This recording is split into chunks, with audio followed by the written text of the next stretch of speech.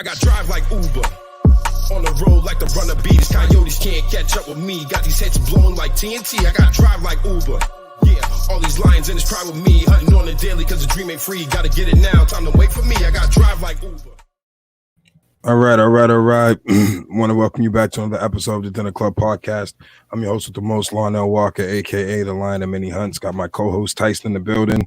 Before we even get started, I want to I hope my audience can excuse me. My voice is a little hoarse. I'm a little weathered from the last couple of days that we've been dealing with stuff. Really, honestly, a lifetime of shit that we've been dealing with. But the last couple of days has been intense.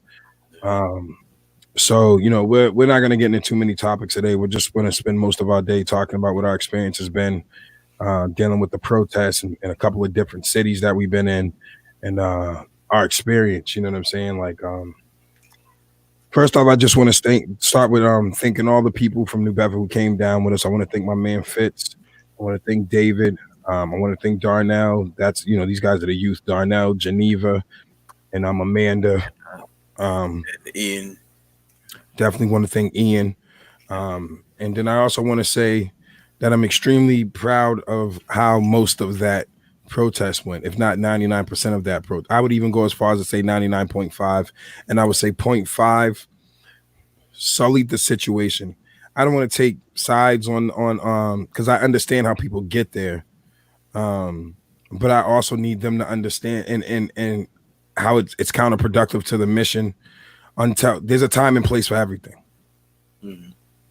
Now, who I'm conflicted if I don't know if this is I can't understand if the youth feels like this is the time and the place to mobilize. I just want to say that the most important thing is understanding the long game, in my opinion, and making it home. It's important that people make it home.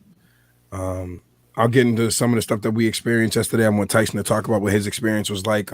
We just got done attending the Malcolm Gracia walk. We did we stopped and heard a lot of the evidence. And right before that, we actually had a meeting with Nick Batista, who lives out here, Nick B, well known as Nick B, about some of his feelings on it. We'll get into that, but I want to have Tyson, do his one too, and then we'll start there, and then we'll get into some of the protest stuff.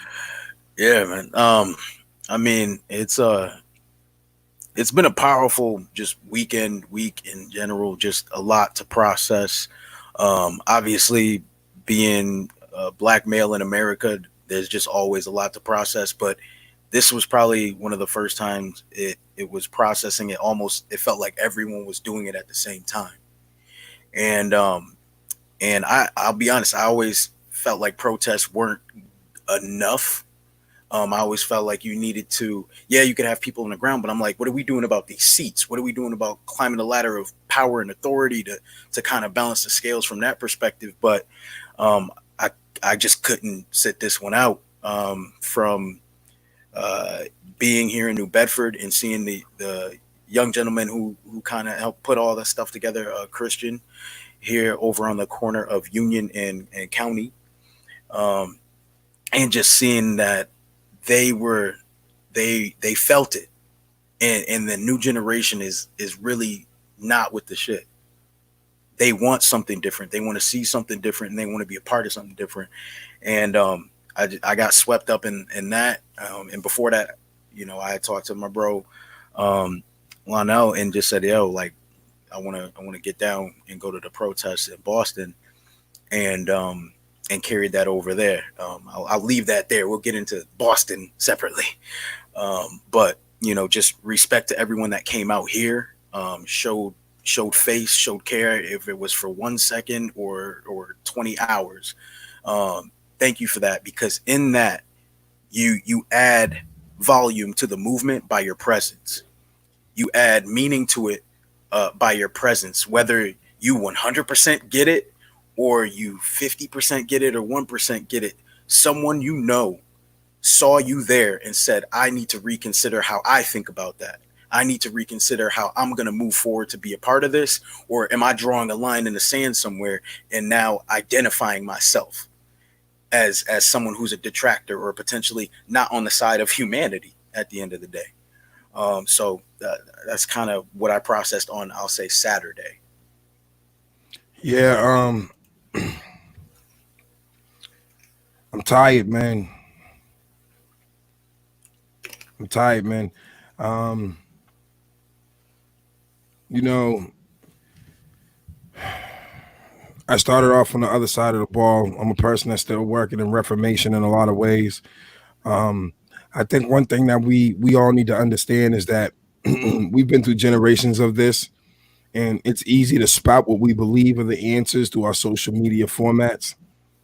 Um, but if we already had an answer to this, if the answer was as easy as people think, then this wouldn't be an issue anymore. Right. So it's not as easy as everybody thinks. I'm not going into these situations trying to be a person that's bringing all the answers to the table. I'm trying to organize the table so we can find some answers. Um, I don't I don't mean to step into situations and just I know what my weapons are. My weapons are my voice. My weapons are my leadership skills. Um, but that shit comes with sacrifice.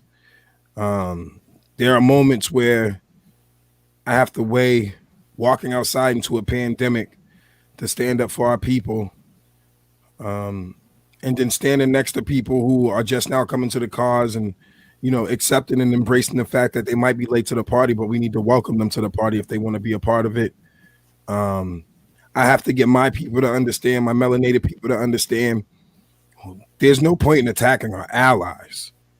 Our allies are here. We gotta, the one thing that we do have to do though is hold our allies accountable.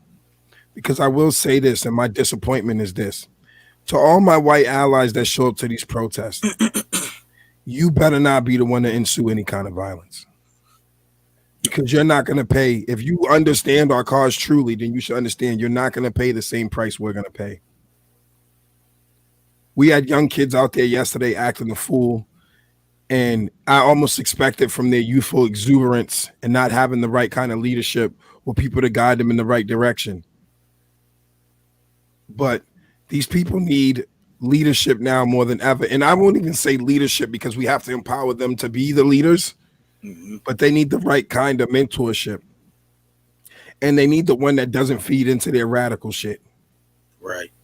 They need the one that's going to be about cooler heads prevailing. And if that time comes for something else, that's a person that could be strategically sound and not emotionally distraught.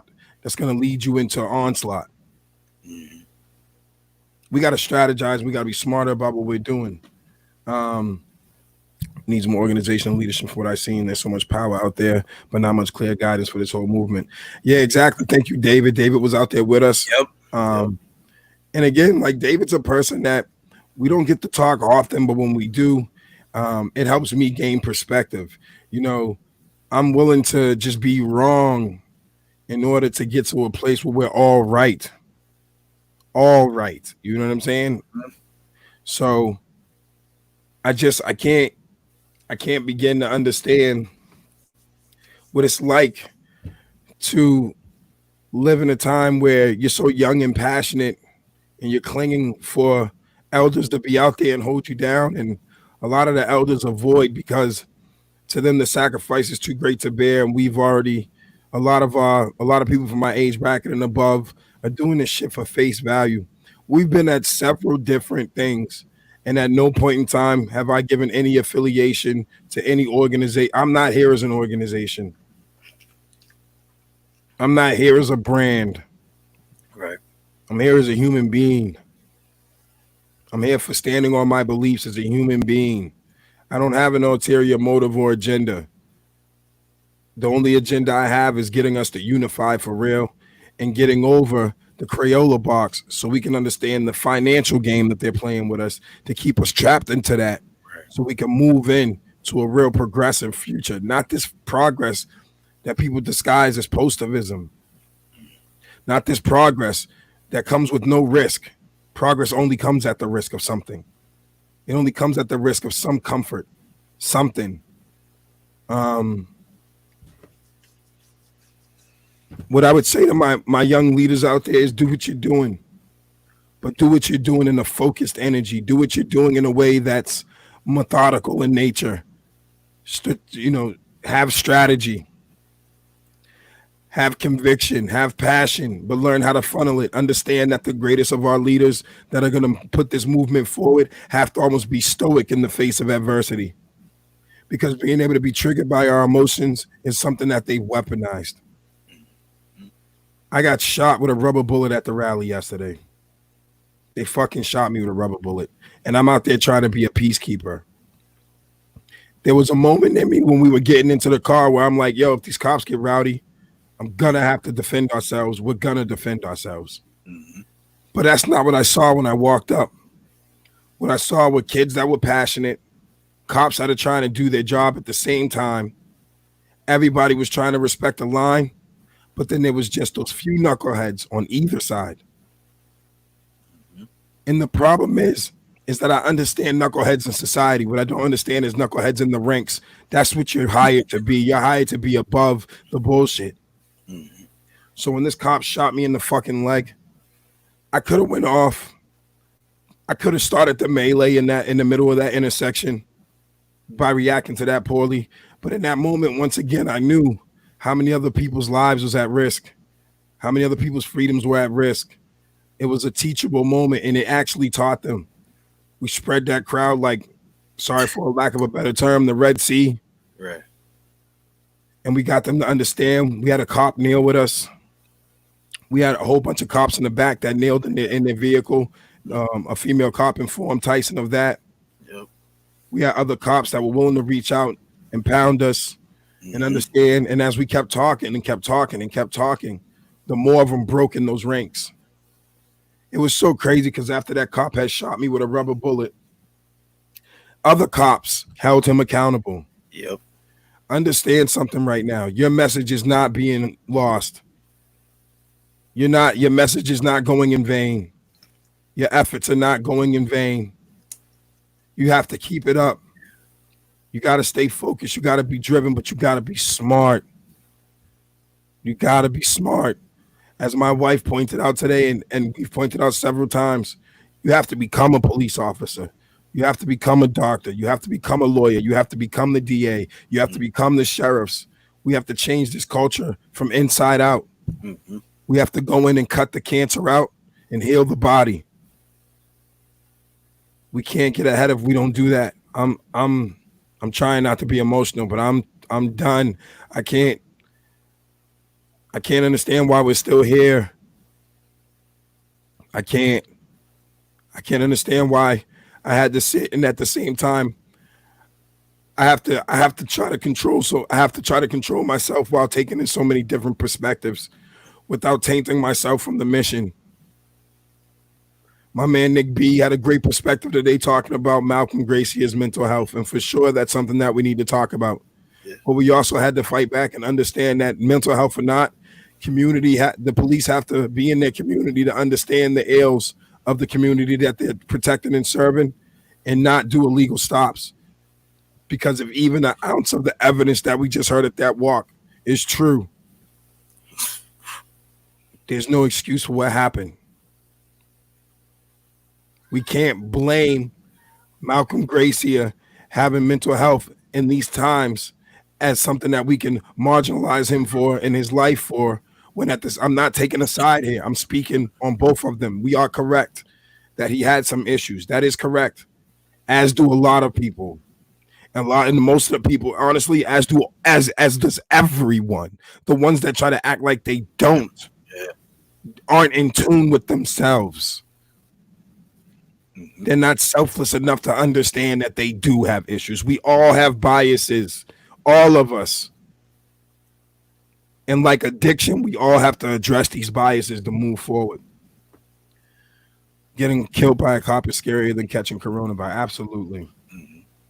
I didn't get to you guys in the protest, but I was there. It was packed. I love y'all. We got to keep going. We're going to keep going. We're going to stay focused. Last night, while I was watching the news, I saw a large group of individuals surrounding a poll car taking their turn to damage it and to participate in a photo op. That's what the issue is. There's a divide between the individuals like you who are leading and the people who went out there with malice intentions and taking advantage of the protest. Absolutely. But what we have to do is not highlight that too much. Exactly. You know, Marty, I'm gonna give Marty some credit because I saw his little thing that he talked about today, and he said, "I don't want to talk about the violence. I want to talk about the fact that majority of that protest was peaceful and effective." Mm-hmm. We gotta keep the main thing, and not let the detractors intentionally try to take us down that rabbit hole of being distracted from what the actual issue is that we're there to solve, that we're there to find a solution to, that we're there to come together and unite over. So yeah, like let's again, if you see that, don't perpetuate that. I need something to come from that saying, yeah, that was 1%. That was 0.5%. Did you see this article? Did you see this video? Did you hear this speech? Did you like there's information that you can pile on top of that to bury that. And I'm even talking from an algorithmic standpoint, because once you start sharing that information, let that take over versus the negative shit. We need Absolutely. That to happen. What's interesting, like Thorne said, and this is what we got to do. He saw some looting happen at Walgreens. Excuse me, my voice is fucking gone. My allergies on top of this is horrible.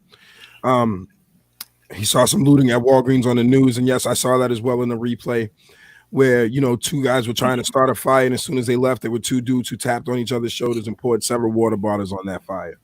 That's what we got to do, because there's going to be fires started on both sides, but we need people that are going to put fires out. We need people that's going to be out there trying to control the situation and keep everybody safe. That's all me and Tyson tried to do yesterday, and my brother Ace when we were back. Yeah. You know, what's interesting is that when we went to the car, we knew we was going to go back. But we knew that the company that we had with us would have went too, and we didn't want them to have to be in that. So we didn't even mention to Fitz or Ian or any of them that we were going back. We wanted to just make sure they got on the highway.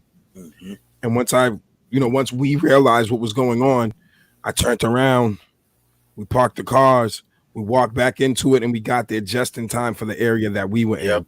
We can't, I hear a lot of people, I get turned off when people like only one person can do so much.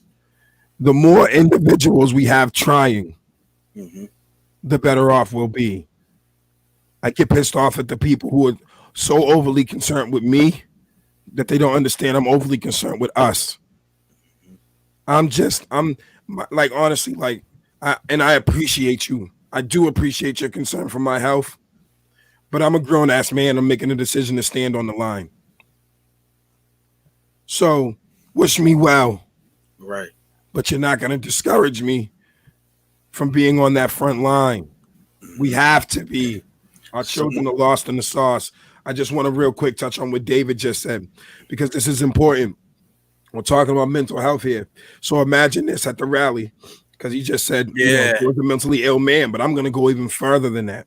There was a mentally ill black man in the crowd screaming white power in front of the crowd, and nobody harmed him. In fact, when people started to try to get on him, we addressed mental health. Right. He was throwing threats at me, talking about, I'll fuck you up. What we responded was don't feed the trolls. Right. Don't feed them. And I want to say something before we actually got to the state house, the state steps, right? When we were over at the water fountain and you had hopped up on top of the water fountain, I was keeping him there because he was coming over to try to push you off because you wouldn't say someone else's name that he wanted to bring up. And I was like, nah, chill. So it was ongoing, but again, met hate, or what would be perceived as hate, with understanding of another person's situation and address them appropriately without dehumanizing them. There was no dehumanization. It was, that's your perspective. We understand that there's something going on, sir, but we're here for this. Can you join us for this? If not, we understand, but you can't disrupt if we're not being disruptive. We're trying to unify, not divide. Yeah. So exactly. And I do want to say that, Thorne, I heard a couple of reports as well. Damn, my voice. That definitely did recognize that fact that majority of this was a peaceful protest, and actually did identify that there's just some knuckleheads in every crowd. Yep. You've been there. You've been to hockey games and people fight. You've been to football games and people fight. These motherfuckers ride it over the people winning championships. Right. There was definitely going to be some knuckleheads in the crowd, but I have to express to our allies in this moment, don't let it be you. Mm-hmm. Don't do it, bro. Don't do it. To our allies out here, don't do it. Let me see. I saw a guy running through the street with his arms full of pain. So, Russ, check me out, bro. And I'm being dead ass serious with you because I've been patient. I'm not in the mood anymore. And I know that a degree of you is trying to help, but a degree of you doesn't understand that you're adding to the problem. And I need you to understand that right now. If you have any respect for us being on the front lines while you watched that, you watched it, you saw it. We're on the front lines, bro. Now I'll say this much because I know it's conflicting there with you. Because at the same time, you also did give me some advice to go reach out to that woman in Dartmouth that dealt with her son being chased down. And lo and behold, the universe put that lady right into my presence. And we're going to be working with that real soon. I'm going to connect her with Tyson and we're going to organize something in Dartmouth to make that happen. So I know that you mean well, but I need you as an ally because I'm going to tell you that you are an ally. I need you as an ally to tone down the provocateur shit. Mm-hmm. Because it's going to get one of these kids killed and it's going to draw the wrong narrative. Please. I'm saying please to you because you are a citizen. Mm-hmm. Okay? There's a false story about police messing up their own car. They sure didn't. We was there. There's a false story about police messing. Well, I'm going to tell you this. Yeah. There's 2 videos out there. There's one where I completely understand. It looks like they were taking out their own windshield that was damaged. The only way you're going to be able to drive it is to take the windshield out, right? Exactly. But me and Tyson have seen a video where a cop is literally bashing his car with his baton. Mm-hmm. Literally. Yep. Justin, again, you're another one. I'm trying my hardest because this is not my nature. My nature is to address people that keep saying this goofy stuff very aggressively. And I'm not the street that you want to walk down. I'm that dark, scary street that you never want to walk down. But I'm going to say this respectfully. People are in the city right now. Yeah. Marching for Malcolm. Right now. Like right now. Right now. And if you would like to be productive, you can go out there and help. Yeah. They're out there. Sometimes people don't know what to do. Sometimes in the moment, you don't know what to believe when you got the mayor spinning the story a certain way. When you had the old police chief spinning the story a certain way. You think in this community, it's not easy to spin that a young black male is violent? Mm. Well, that's what happened. And then they maligned the victim. So no one marched because no one knew they had something to march for immediately. And the voices that were screaming about it needing to be marched were being overpowered by the privilege of people with it.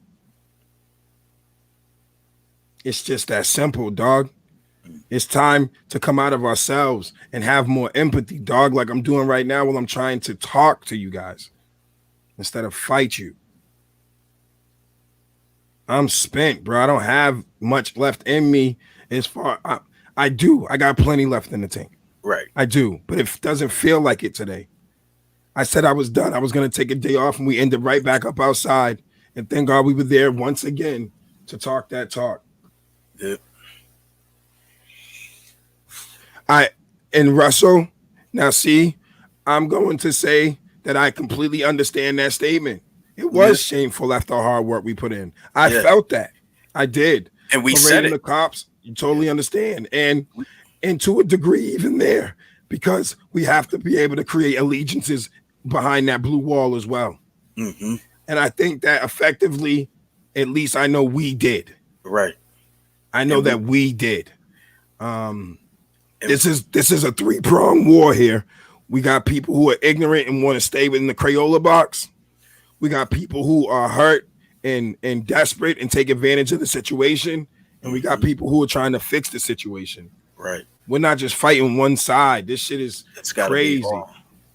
And go ahead, bro. And I wanted to say, because we even said as much while we were there to the people on the protest side and to the officers. We said to both of them not to undo everything we did today, and that meant police don't go ham over here on these people and undo what we did today. And that means you don't go ham on this side and undo what we did today. When we were trying to find the unifying ground and the humanity in the protesters and the humanity in the people that had on their uniforms, because it wasn't just police, it was police and it was their elevated SWAT team, and then there's your National Guard. So it was uniforms over there that were human beings. And we needed both sides to not undo it, because that would have just threw more coals on the fire and made everything so much worse. So much worse. You know, this just not easy. I want to go back to Mark's. Hi, Renee. How you doing? Thank you so much. I want to go back to Mark's statement real quick, because Mark, I totally get it. You know, it's funny too, because like you and your brother, I need to bring y'all on one day, because I see y'all have different varying views sometimes. But it's important to understand that we're trying to actually attain the same goal. It's just how we communicate it. Mm-hmm. There are a lot of false narratives being set up, but that's across all the boards. When people are out there with the ACAB sign saying all cops are bad, that's actually not statistically factual. Now, you have to understand that if you humanize these people, right? And these people are working for their life. Nigga, you work at Walmart. Sometimes people, I mean, not you, I'm just saying, but people work at Walmart. Sometimes you don't say certain shit that you see because you're worried about your livelihood. This is true for all people. I'm not saying that it's not cowardly. It is. But we have to teach people how to be courageous. Right. If they don't know the skills or what it takes, if they don't know that they're going to be supported, your average person's not going to go out on a limb. There you go. You know what I'm saying? They can't go at it alone. So yeah, we got all these false narratives, and we got to end all of them for real. Thank you, Bryce. Appreciate you, bro. I mean, you know, just one day at a time. I wasn't old enough, but damn, I sure went out for him yesterday, as well as our other fallen brothers and sisters, as well as our family and yours, as well as all the unpopular opinion for the other side as well. Absolutely. Well, we're in this together. We're in this together. You guys did great yesterday. You set a great example. Trying. Thank you. We're trying, man. We ain't shit, man. Really ain't. We're just human. We're part of the fabric of humanity. We're just here with you. I didn't even Malcolm was killed, but I was at Union Street yesterday as well. That's right. And I want to also highlight that those kids that were out on Union and County were peaceful. And they're outside again today peaceful. So the rest of New Bedford that feels it in your heart that you want to mess up what they're trying to create, please hold some patience. Reserve patience. Reserve patience.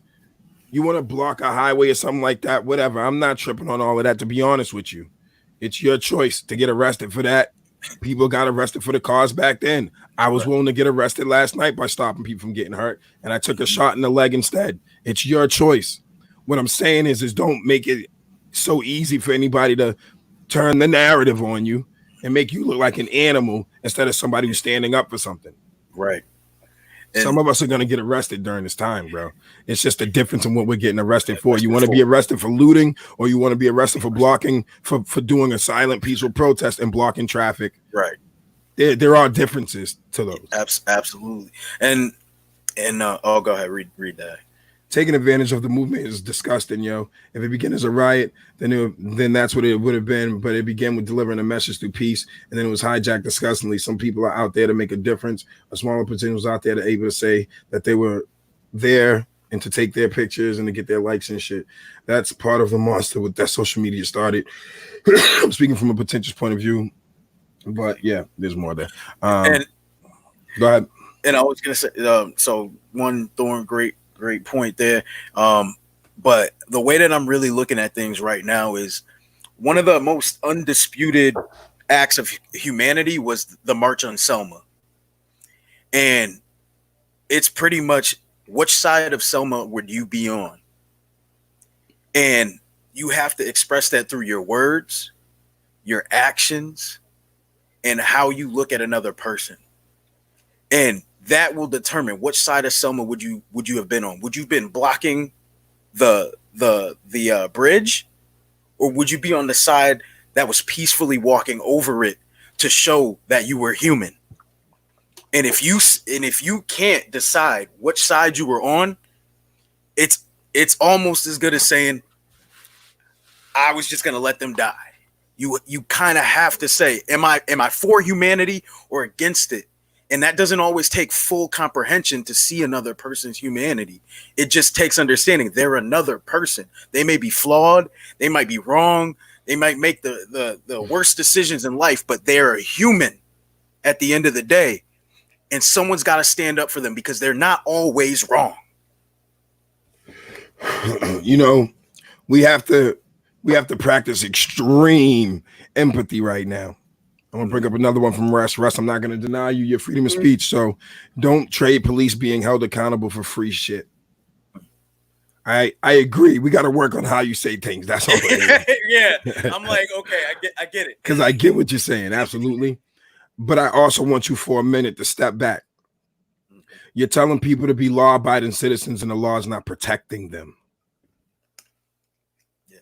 Like, just have some empathy. I totally agree with what you're saying, under the context that the law is actually protecting them.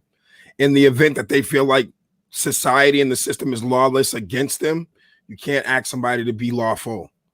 Right. I'm not condoning it at all. Right. But I'm telling you that that's what the mentality is. It's like you can ask, but you probably shouldn't expect that. I'm not condoning it at all, but that's a mentality that people are going to have. I also want to make this very, very, very, very clear. I am a mixture in my belief, in my opinion, of Malcolm and Martin. I believe in what Malcolm wanted and what Martin wanted, but I also believe in what Malcolm stood for, as far as if the time actually does come and we galvanize and strategize, and now it's like there's no other option. If I didn't see as many allies as I see in the crowd, if I didn't see as many cops actually responding to shit, then I would not be at all moved from going out here and setting off the war.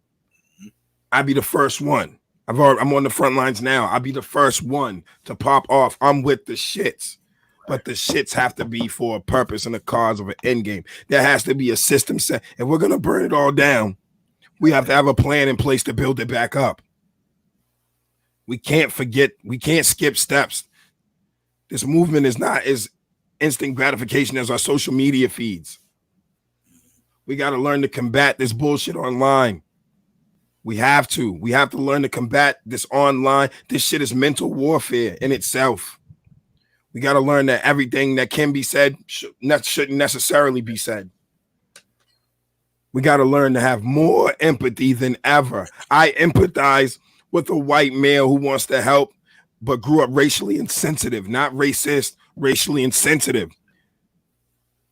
You have to understand the difference. There are differences where people just growing up in their bubbles and they only knew black people a certain way, but they never wanted, they don't want no harm to us. They're not out there being a part of the system. They just might be ignorant as fuck.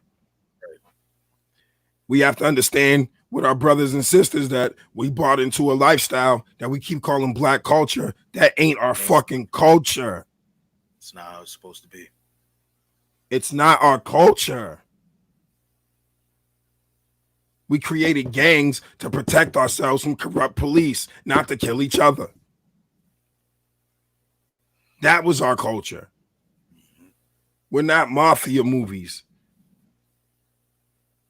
We're not The Godfather.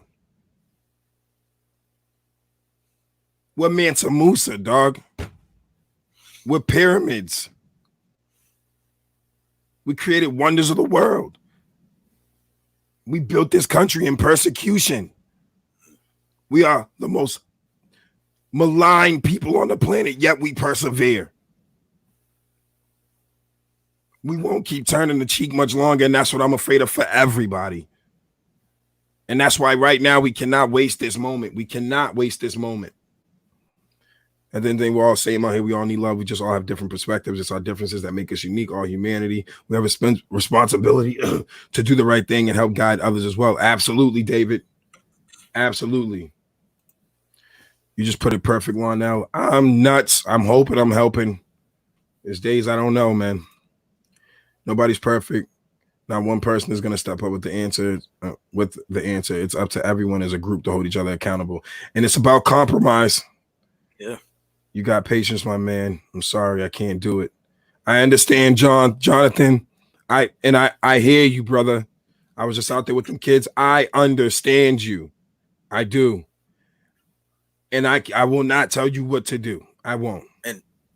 But I want you to understand that I care about your life. That's all. Mm-hmm. Do what you got to do, brother, but be safe. Please. And that's the other side of protesting and all of this, is understanding that not everyone is going to take the same approach as you, even though they want the same outcome, and respecting them knowing their limits, knowing where they are and aren't willing to go along this path to a better humanity. We have to find that respecting each other too, because there's some people that are going to be on the front line, and there's some people that are going to be safer a part of the crowd, and that's okay. Respect it for where it is and what they're bringing, the value that they're bringing, not what you want them to bring, if you catch that. And here's the thing. The reason that we have to be, I'm not saying we got to be sensitive about what we're saying about white people and our allies and shunning them because we're playing it safe. I'm saying that because if you strategically if you have a strategic mind and you look within the crowds, we have more allies than ever. There's no need to off-put the allies. There's no need to malign them and not make them feel like they're a part of this when they are outside in fucking COVID. I get before you could have felt like you're just here. There's no risk. Mm-hmm. There was inherent risk for every single soul across this country that is protesting right now. And all of them are cognizant that it's a pandemic. They're wearing fucking masks. Yep. This isn't the Open America rally again where motherfuckers was put in complete disregard for their health. And even then, I don't want to argue against those people because I say open back up, but open back up smartly. Smart. Yep. Wear them.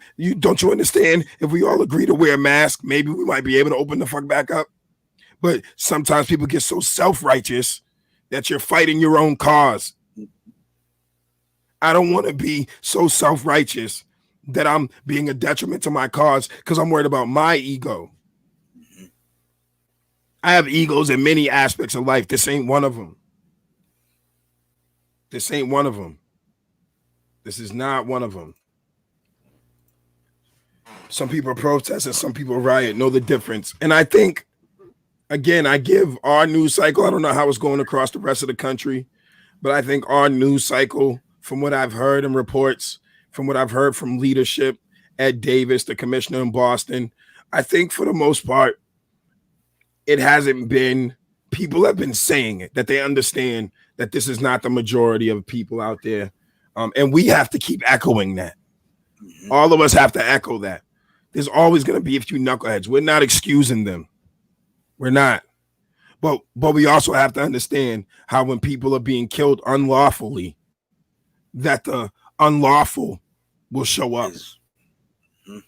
The people who live that life will show up. This is just math. It's a consequence of the war.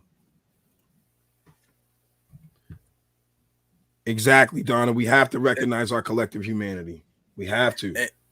And I actually saw this post that spoke to the rioting side of things and said that if you believe businesses to be a part of the system and part of the tax cycle and that they look at it, and I'm not saying this is the rioters in general, but in the looters, but they're saying that when you damage a business, that is along the lines of saying this is a type of protest, saying that I want to cripple your system, that I'm trying to take your system down. Now, that person, that may be what they think. I don't know what everyone's thinking, but think about that from that perspective. How much value have we put in our business structure, and what is the value that we're getting out of it that's actually helping us reach the peak of our humanity, or is it enabling more of the same?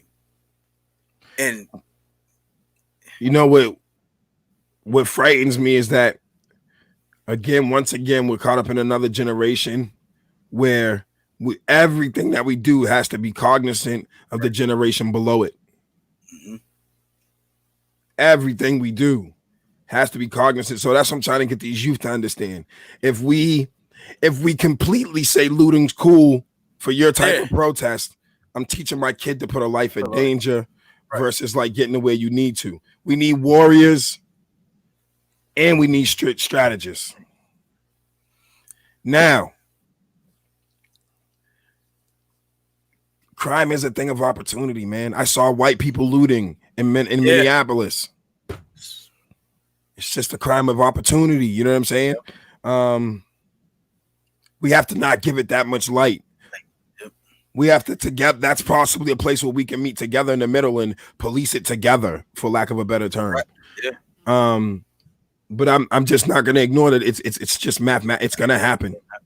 Yeah, it's gonna happen. I'm on my wife's page where it's like if I'm gonna get arrested for anything, you would have to arrest me for blocking the traffic and not moving in silent protest of what's going on. I'm never gonna be a looter. But if the war broke out and somebody actually drew a hard line in the sand, I know I'm going to fight for what's right, to be on the right side of history. I know that shocks people and that takes people back, but then you must not understand the Civil War that we've had before, and you must not understand the implications of the 13th Amendment. And if you never watched the 13th on Netflix, please go do so. There's a lot of semantics being played here. There's a lot of mind fuckery being played here, and we have to grow dexterity over words, because words are what's actually holding people back from taking action, or words are what's holding people back by them taking the wrong action. I had a guy come on my post and tried to talk shit to me about taking my stance for a black man who's been killed. And he tried to tell me, oh, when I was trying to say we should go outside for businesses, you were saying we should stay inside. No, I wasn't telling you had to. I'm a business owner. I said I'm deciding to. I'm not telling you what to do. I'm never telling anybody what to do, to be honest with you. I just want y'all to understand that they're using these words to keep us divided. This shit is the Tower of Babylon, and we're speaking the same language because we've given things double definitions and what is the nuance of it? What's the act? What's the verb in the? Come on, man. The noun and the, you know what I mean? Like, we have to be very careful right now about how people are going to manipulate this, about how social media is going to manipulate this, because at the end of the day, even if we fight the war, there's going to be a place where we're going to have to meet in the middle. Wars end with concessions. Yep. Treaties are signed after the damage is done, to make sure that you don't do that one again. So what's going to be our treaty, man? What's going to be are we going to have a peace treaty or a war treaty? It's on us as a society to decide this. I'd rather, as a warrior, I understand the responsibility of my mentality, and I'd rather peace. I'd rather be the emergency break glass than for the glass to be broken. Right. That shouldn't be the intent. So I don't want anybody to ever get our messaging confused. We are for the cause through and through. We are not for senselessness. I'm not willing to just, it's just as dumb as me to the mentality I had to break of fighting over this block with a name that has nothing to do with anything. Okay, that's a good one. There we go, Russ. That's right. Yeah, okay. There we go, Russ. The movement needs legs. You can't give a government reasoning to shut it down. There we go, Russ. That's the way you should say it. All the time. Once we get this shit concise on how exactly we're gonna say it, that doesn't put any weight on anybody but the people understanding that that's right. That's undeniable. That's what we call undeniable logic. No failing, undeniable logic. That's the way you got to understand that we got to move this shit forward. We have to get. I was out there screaming at the top of my lungs. It's about the long game.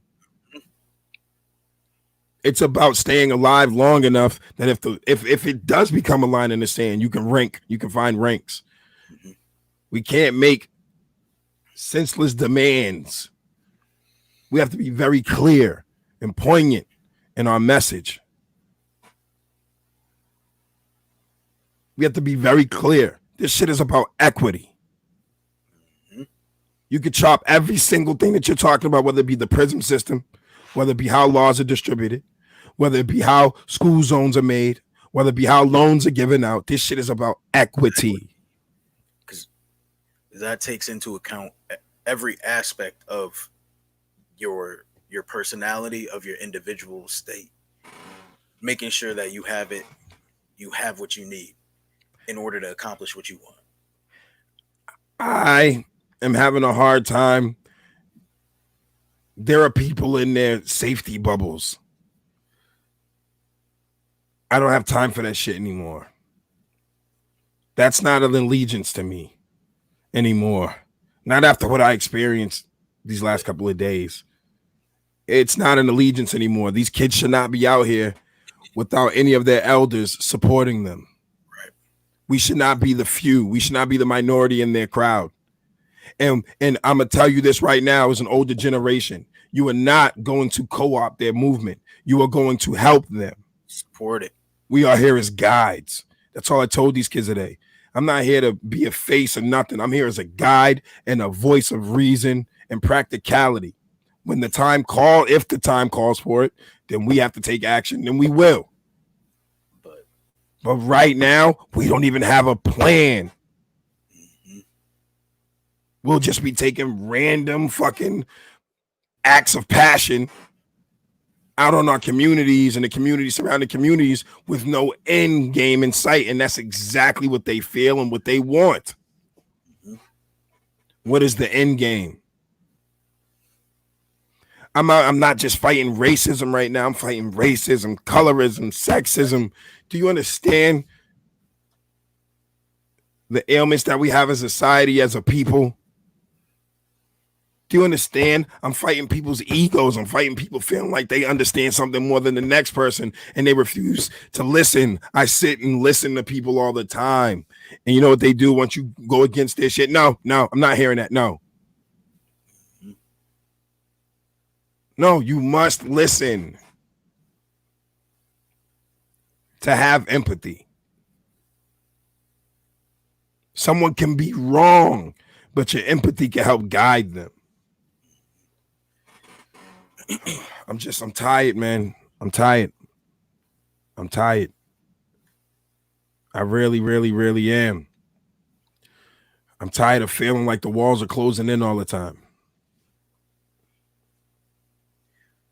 I'm tired of feeling like my fate's going to be sealed eventually because I'm going to be out here risking it. And if somebody sees me or Tyson or any young person or anybody else that's trying to lead the charge, they already learned how to ruin the whole movement. Take the head, the body will follow. Well, that's why we need a circle. That's why we need a round table. So there is no head. There are just heads. And you can't do nothing with Cerebus, dog. We just regrow another one.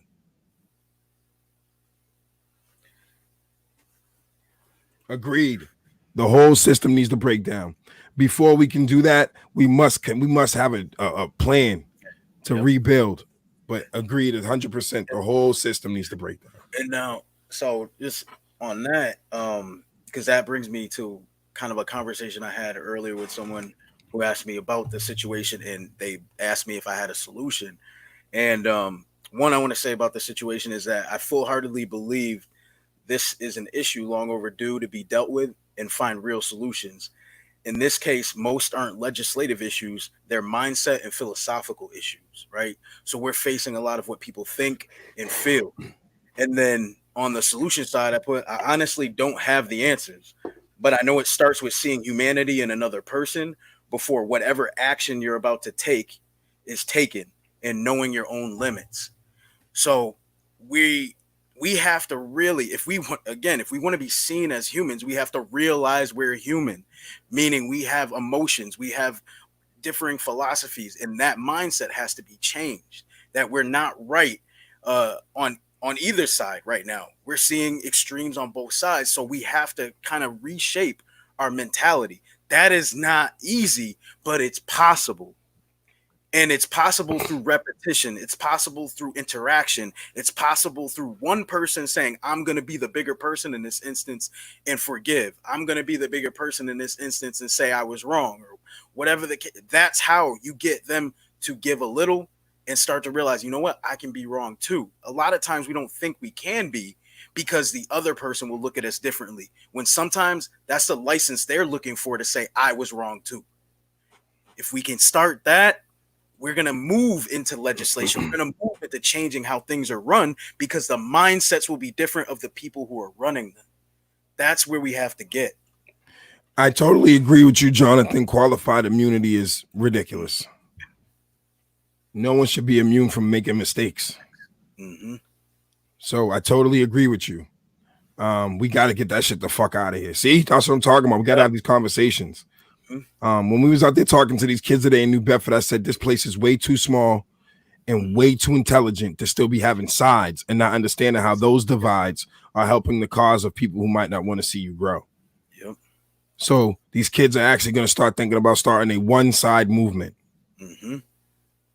A one-side movement. And that's a step. You know what I mean? Step in unification.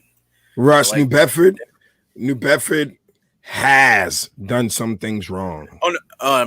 The movie that's still on course. Yeah, read it. Yeah, the movement's still on course. It is on course.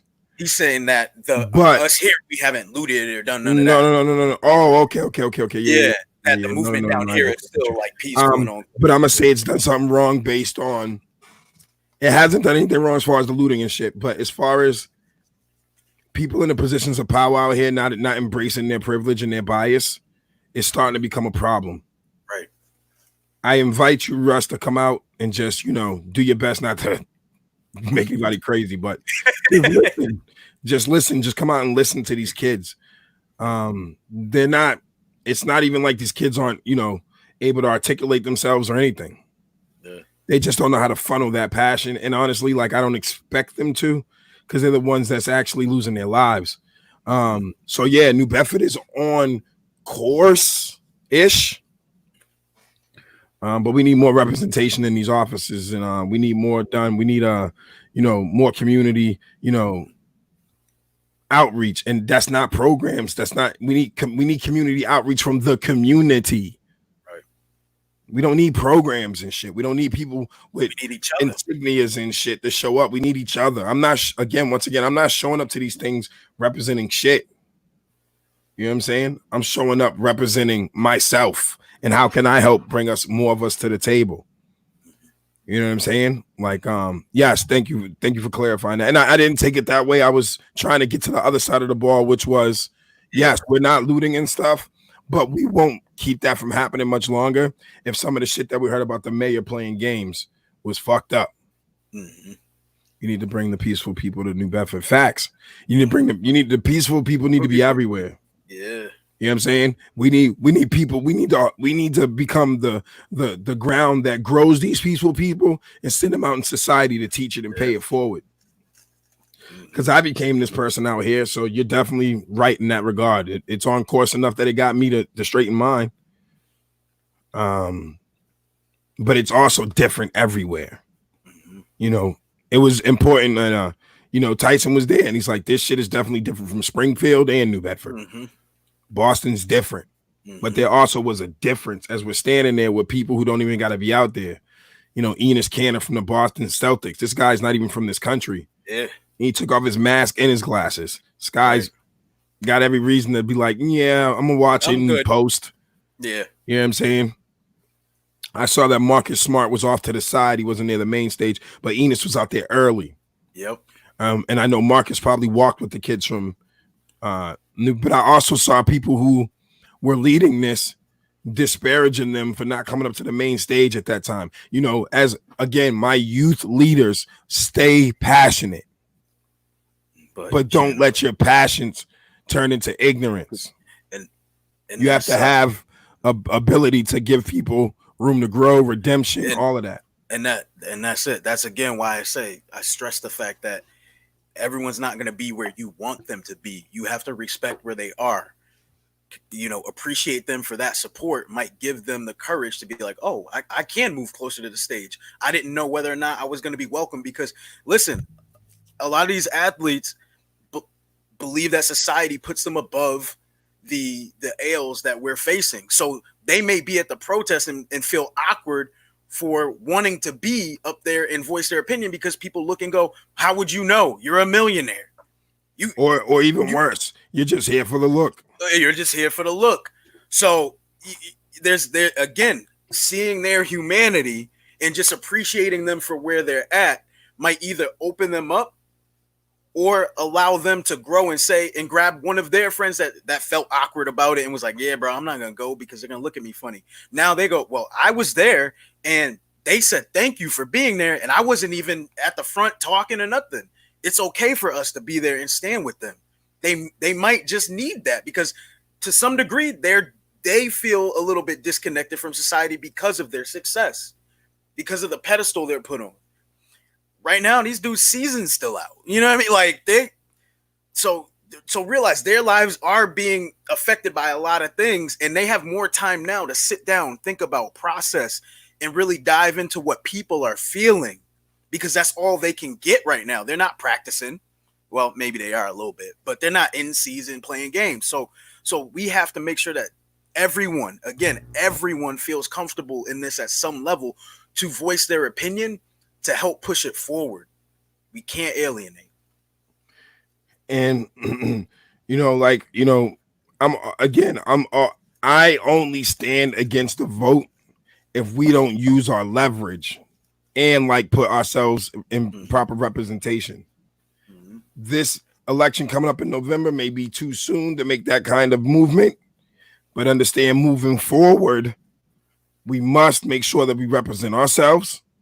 And then once a person that looks like us believes in us and holds us down and shows that through action, we must vote for them. I can't have people who were outside today. It confuses me. Fuck Tyson. I'm not talking about Tyson. It could have been any other person of color running for the election, right? It confuses me because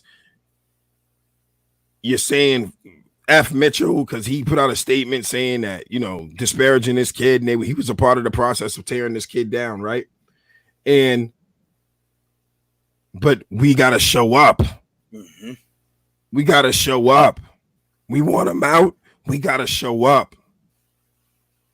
We can't have 9%, 10%, 10.5%, 11%. Right. No, we need 100% of us to show up and put who we want in. But we also need to make sure that before that voting day comes, that this person has an agenda built around helping us gain equity. Right. We can't take sweet nothings and policy promises. I need to see that shit. I need you to sign a contract saying that you will honor this policy when you get there. Not sell me a policy, get there and be like, well, I'm in. Now what? Nah. Oh, well, before I got in here, I didn't understand. Da-da-da-da-da. We're not going to keep hearing that shit. We're not going to keep hearing that shit. Yeah, vote, bro. Yeah. Find somebody that you believe in your community, convince them to run and vote for them. Galvanize your community around somebody who's going to help you move forward. Absolutely. If you don't like what you see in positions, become it. It's like Lana was saying yesterday, the crowd was to embrace your allies, appreciate them standing up. Everyone really appreciate that yesterday. You have to. There you go. You have to. We can't be out here spewing hatred. Protesters holding their hands up in front of cars chanting "Don't shoot" is the most efficient way to get your message across. And that's true in a lot of ways. Absolutely. It's absolutely true. Like, don't. Yeah. You know what I mean? Get them to understand that shit, because as we stood there after, it was crazy. I'm actually happy that motherfucker shot me with that bullet in that moment. Because again, it got the other people to galvanize. It got the kids to see a moment where it's like, what's he gonna do? I could be described as your big angry black guy. Depends. You understand what I'm saying? Right. It depends. Say, what day you catch me? Well, it depends on really how you are with me. Right. Yeah. But again, me making a decision for myself personally in a personal situation versus me feeling like I'm in a room where I'm going to affect other people's lives is different shit to balance. Right. Right. So I didn't respond. They took that cop away, and all those cops sat there and watched me still preach peace and responsibility and accountability to them and the crowd. To both of them.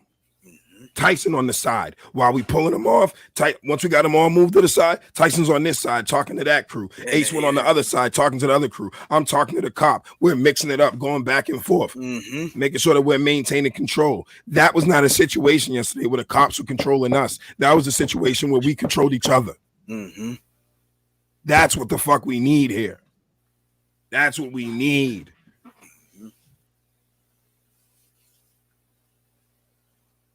Combined with using the power of our vote as leverage. Yeah. If a motherfucker shows up, I'm being honest.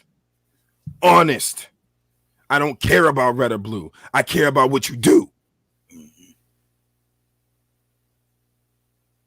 So if some young black kid ends up being, I'm conservative because he maybe was military, maybe was ever, that we can't fucking attack him for just being conservative. What are his values standing upon?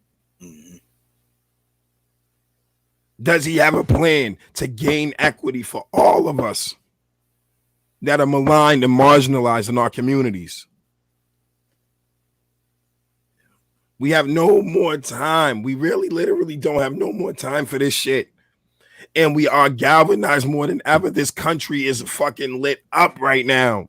This is the tip. The world is lit up right now. Because what happened to George Floyd, it might have took us a while from Trayvon, from Emmett Till to get here.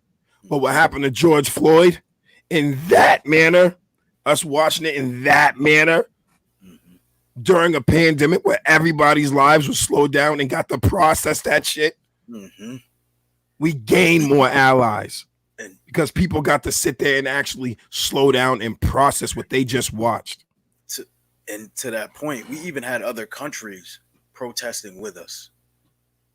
Like you have Italy protesting, saying they want things to change in America. They don't live here.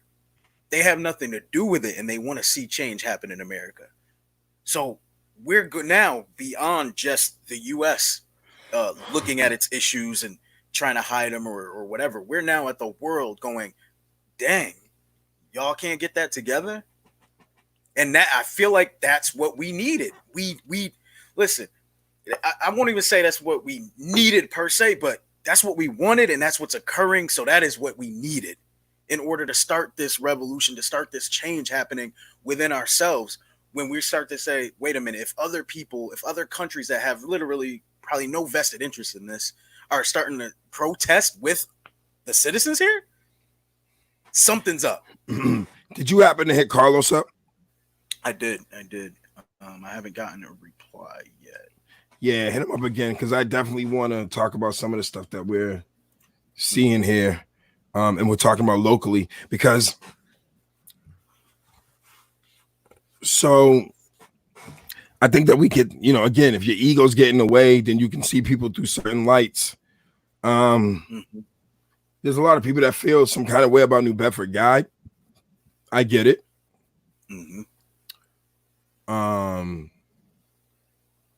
This word sellout is thrown around too loosely without knowing the details of people's situations. I get it though. The instant reaction. I get it.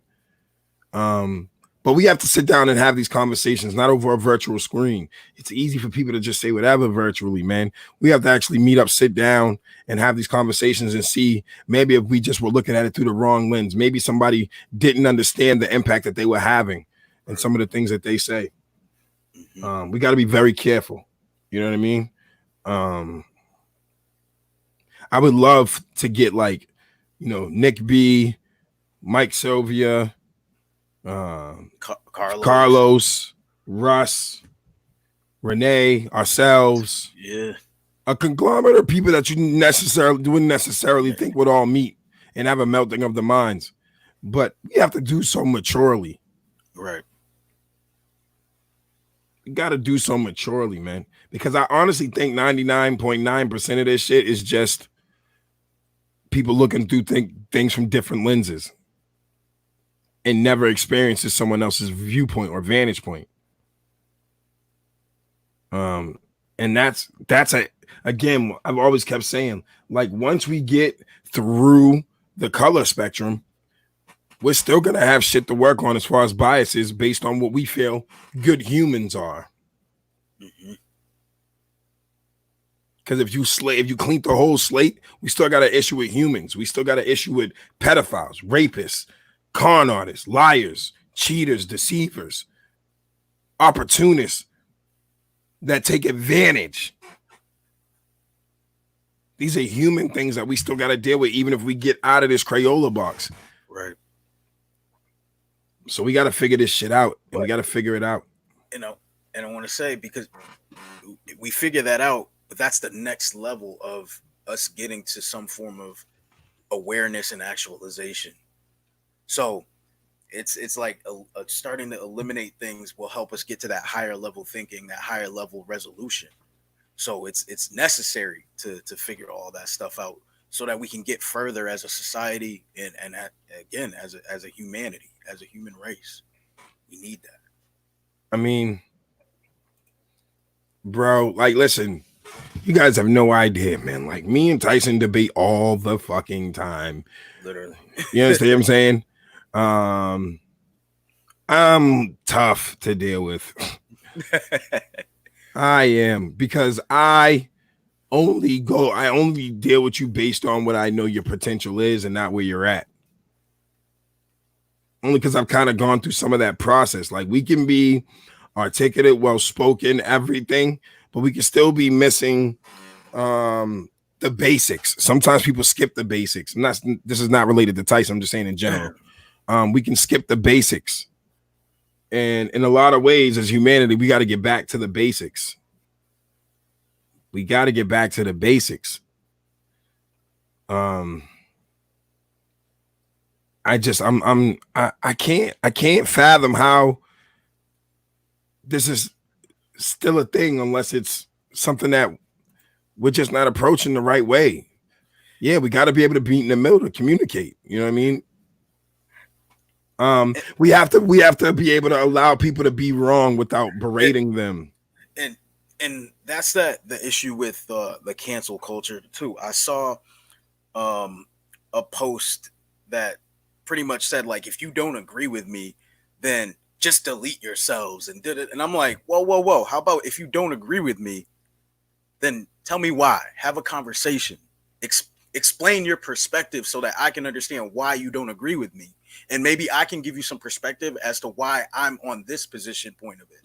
But when you just shut down the conversation without caring what the other side may feel, think, or their perspective that they bring to the table, you're literally saying, I don't care about you, but then you're going to turn around and say you care about humanity being better. That doesn't make sense to me, because if I care about it getting better, I have to communicate with you. I have to say, well, what is it that you think? What is it that you feel? Cool. How do we make sure that that's adjusted for? How do I make sure that I still feel respected? How do we get to that point if you just want to shut it down when someone just doesn't agree? There you go. It is we talk about it all the time. So it's common sense, man. It's crazy. You know what I'm saying? Like, wow. Like nobody paints with nobody knows how to debate now. Yeah. Nobody knows how to remove the emotion from the situation long enough so that we could trade logic and find a concession there. So totally, Donna, totally. It is a lost art, man. I'm learning it. I'm learning it on the fly. I feel like I'm getting better and better at it as I go. Trust me, I have my moments, and I use those moments with my bro when I want to vent and say some dumb shit. But I do that as a dumping process so that when I do go outside and I have to deal with these situations, I'm not letting that person out.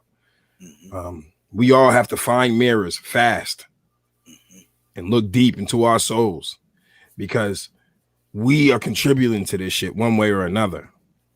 Whether we get too self-righteous and think that we know all the answers and this is the way it is, whether we lack the patience or the wherewithal to understand that our allies are standing here with us right now more so than ever. Right. We have to really be careful, man. We gotta really.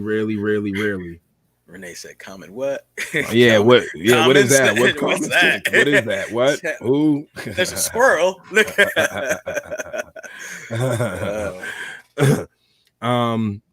We just have to educate our people. Yeah, I mean, we have to educate all people right now, honestly. This is a learning lesson for the entire planet. How can we say we're evolved creatures because we have these little devices that do all this shit, and mentally we're still arguing over crayons? When are we going to get the math class, people? My voice sounds better. Shout out to Dunks and some hot coffee. My wife been keeping me going. I got a teacup here. Well, that's nice cup. That's a nice cup. You know what I'm saying? I'm drinking honey like it's going out of style, but I can't run away from the iced coffee, so I got another cup here. I've been pissing like a fucking racehorse. It happens. Laugh out loud. I excel at removing emotion. I have to work harder at the feeling part of a conversation. Yes. So when we're in this dialogue, right, we have to present the facts.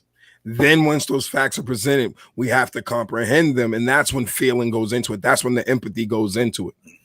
We have to present the raw data without the I feel, but this is what I've seen, or this is what I've witnessed. How do we deal with that? Leave the I feel part out, right? Then we take all of this shit and now we process our feelings. Then we transfer that shit back into some logic. That's progressive. It's a process. And that's it. So many teachable moments that we need to take advantage of. Now, if you're going to take advantage of something, take advantage of a teachable moment, because we're going to end up better because of it. You know what I mean? We're going to end up, we don't have a choice but to end up better when you're learning something. Kiki, I try to keep it real simple. I try to keep it as, some people are too fucking wordy and you lose people. So I got to give it to an experience that we've all experienced. We've all had Crayola. So why the fuck? Well, you know, some kids have had hard. I don't want to say all, but we should all know what crayons are, rather. You know what I'm saying? And it's ridiculous. It really is. Like, if you think about it from that standpoint, then it almost you have to make racism uncool as fuck, and you have to make the idea that we're still talking about colors, as far as like from the crayon standpoint, the dumbest shit of all time. Yeah.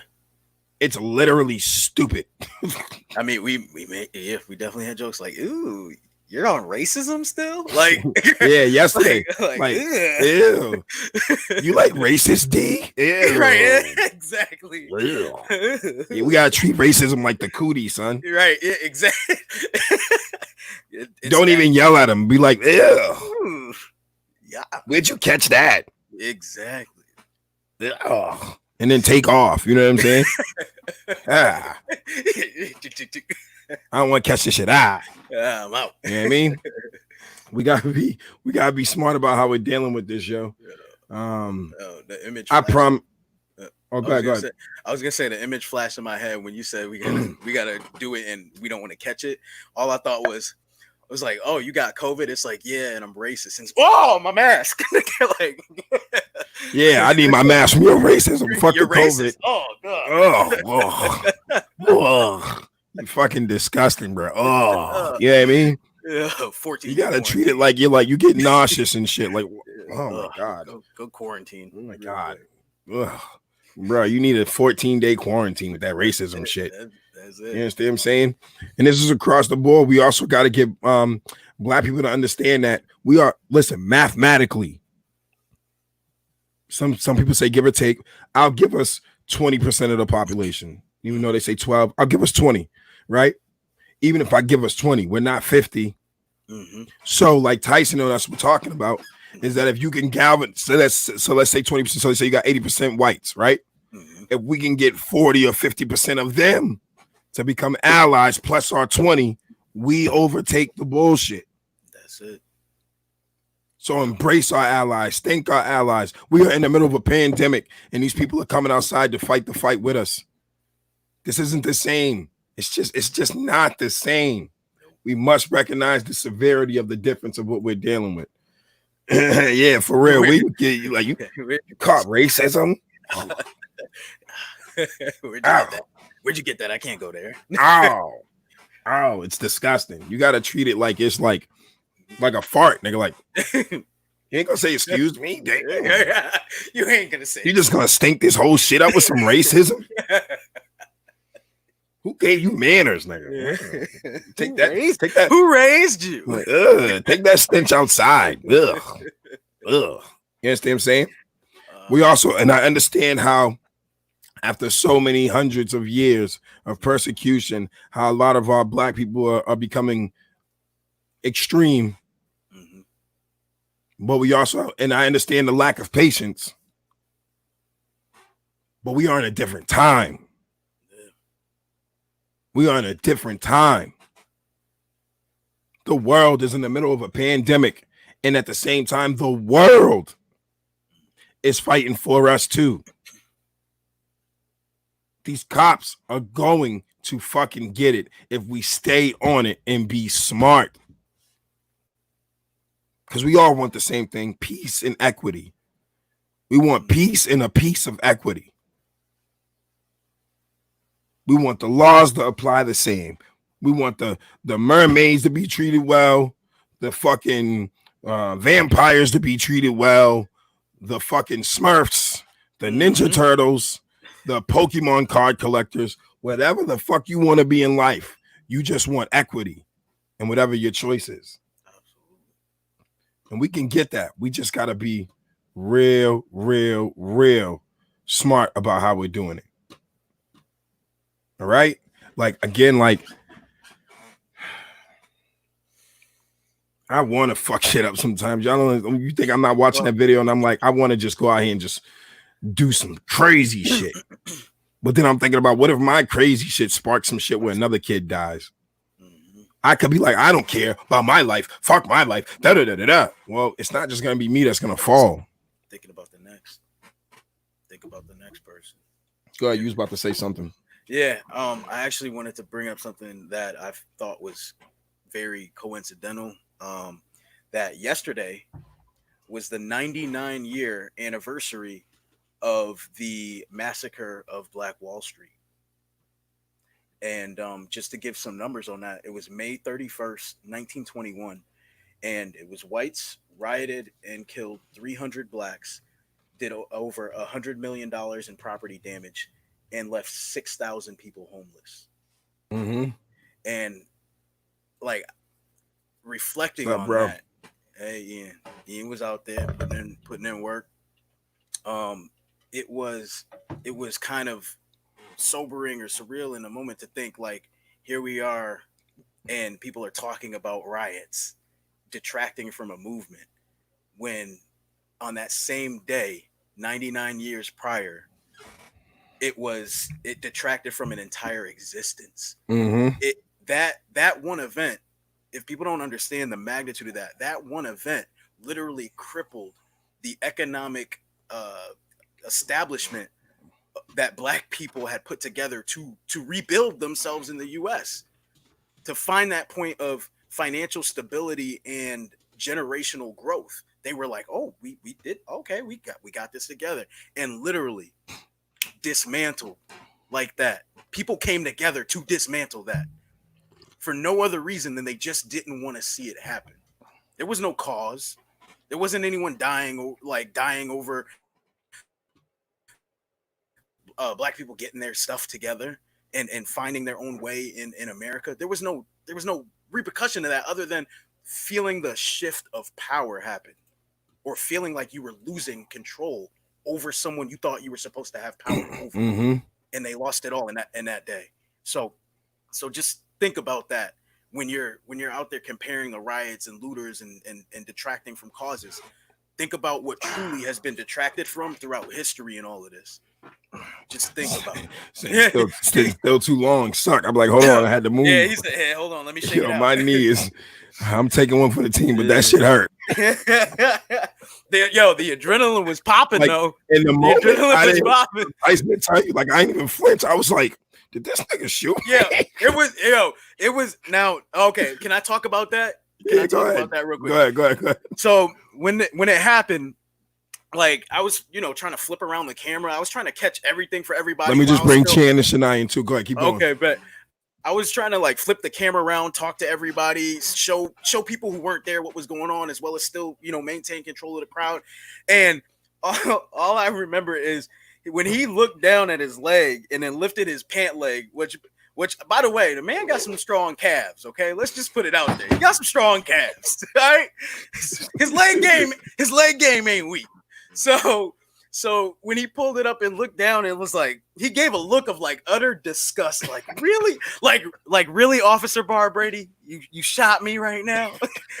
and the officers lauged.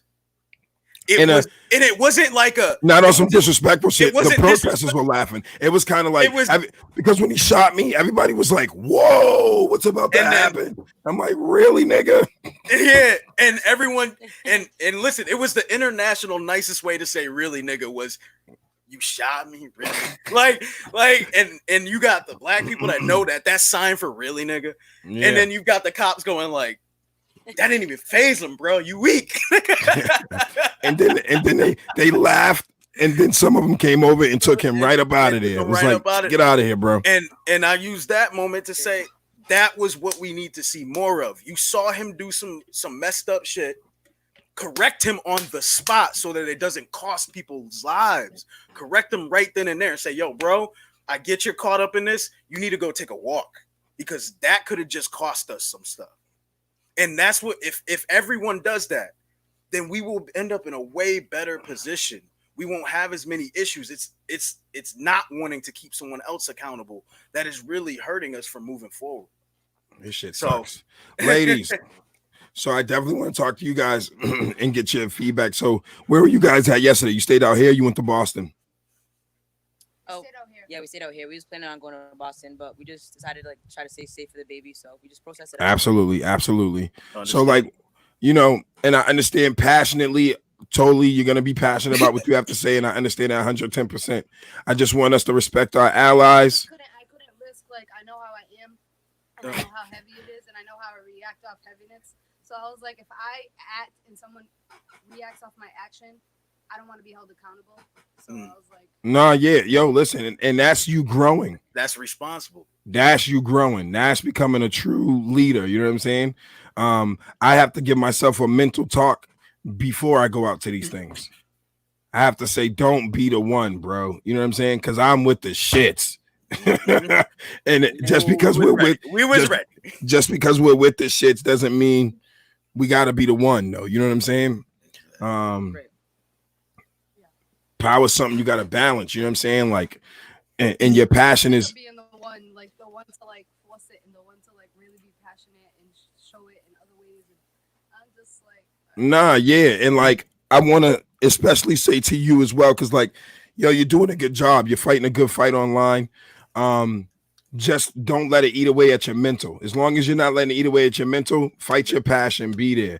You know what I'm saying? Because that's what these platforms are for. And don't let it divide. Do it in a way that it's going to make you listen. The more enemies we convert into allies, the stronger our front becomes. In history, if you look back, it's all about creating the strongest allegiances. Those are the ones that rule the world. So if we can do it in a way where we're getting the message across with the hashtag love. You understand what I'm saying?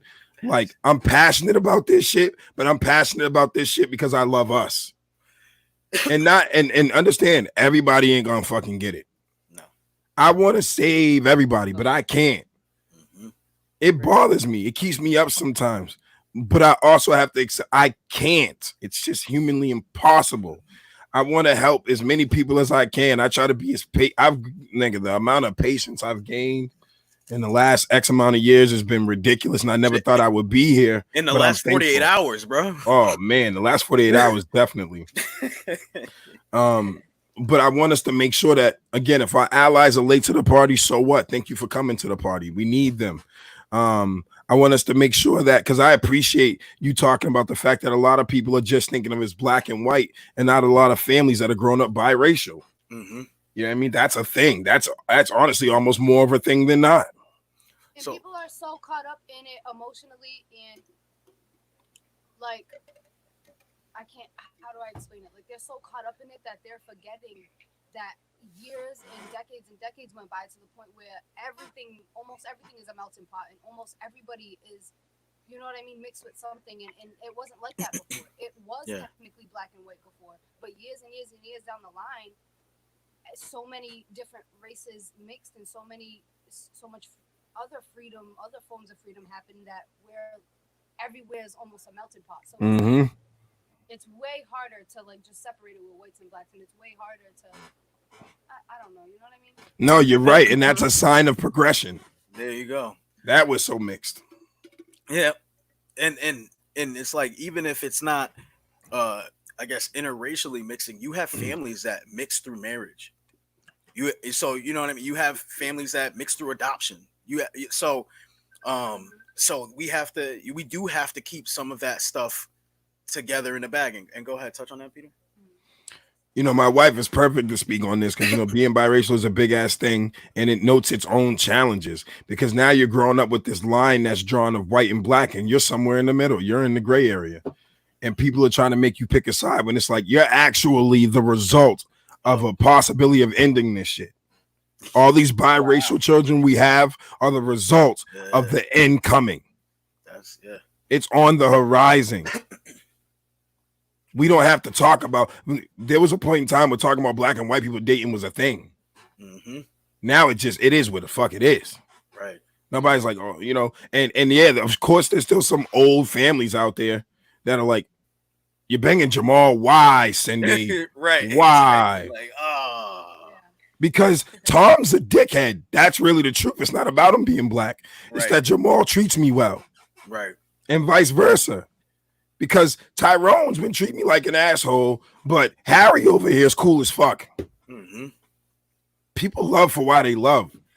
And the fact that there's so many biracial children out here is proof positive that we are making progress as far as our society and mixing and mingling, but we have to address it on the superficial layer, on the mainstream layer that matters most. Like, it's almost the same thing as with the police, because I could understand being upset at the police departments as a whole, and I can understand everything, why we're upset, why we're mad, and why we're standing for what we're standing for. But it is a thing that police are still people. It is a thing that the problem that happens is when they're, like you said, Tyson, when they're not corrected right away. And they also, people are so emotional and get so caught up in their emotion about it that they forget there is a such thing as cops still being scared, still being defensive, still not knowing what to do in a situation when there's high anxiety and anticipation and everything like that. You know what I mean? And there's still going to be cops that, just like when, you know what I mean, we have tempers. When we go and punch a door or punch a window or punch a wall, does that mean we're stupid or bad people? You know what I mean? We didn't know how to react off of our emotion in that moment. And I'm not saying that, like, it just exists. Like, people have to remember that in police exists. Right. You know what I mean? That happens.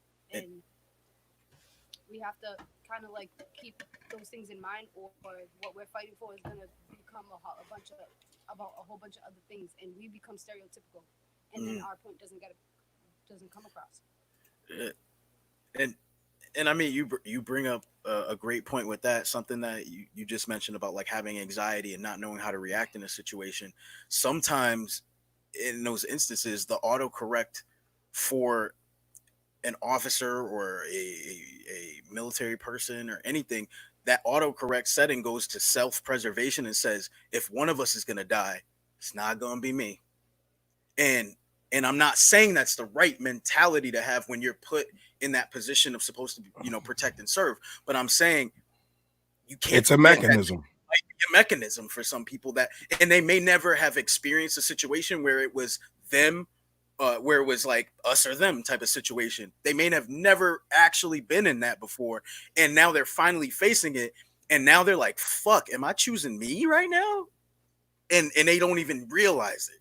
So it is a battle. It is a battle. And that's not to say that racist cops don't exist. Right. Yep. Exactly. Obviously they exist. Obviously it's a problem. Yep. But I'm just saying people completely put these things out of their mind because they're so passionate and emotional and upset about it that they just forget all of these little points. But when it does happen, they become kind of like the bad guy. You know what I mean? Right. Yep.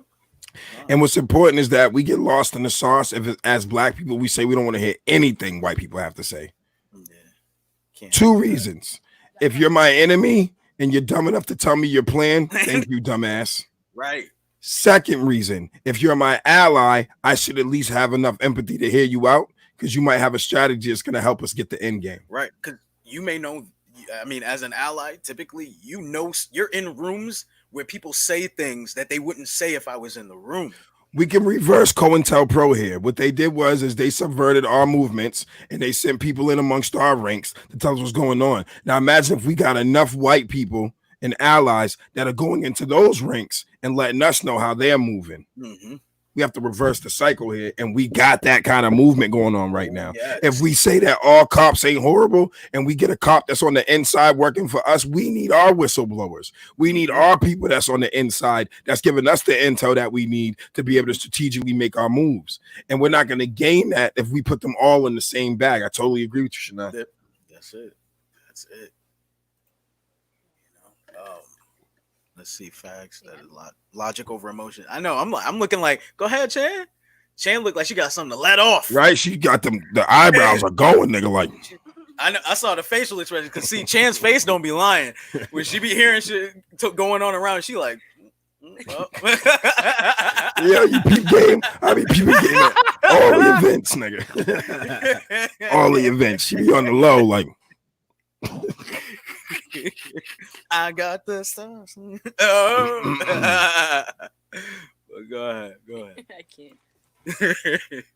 But tell us, Chan, what have you been experiencing in the last 48 hours or so? Or even beyond that.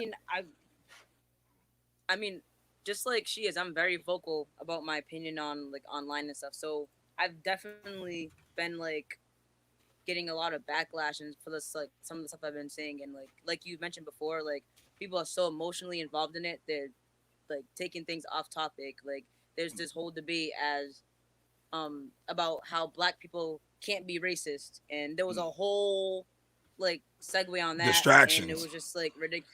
Yeah, distractions and stuff. And but we went to the County and Union yesterday, and it was super dope. Everyone was out there. Everyone was supporting.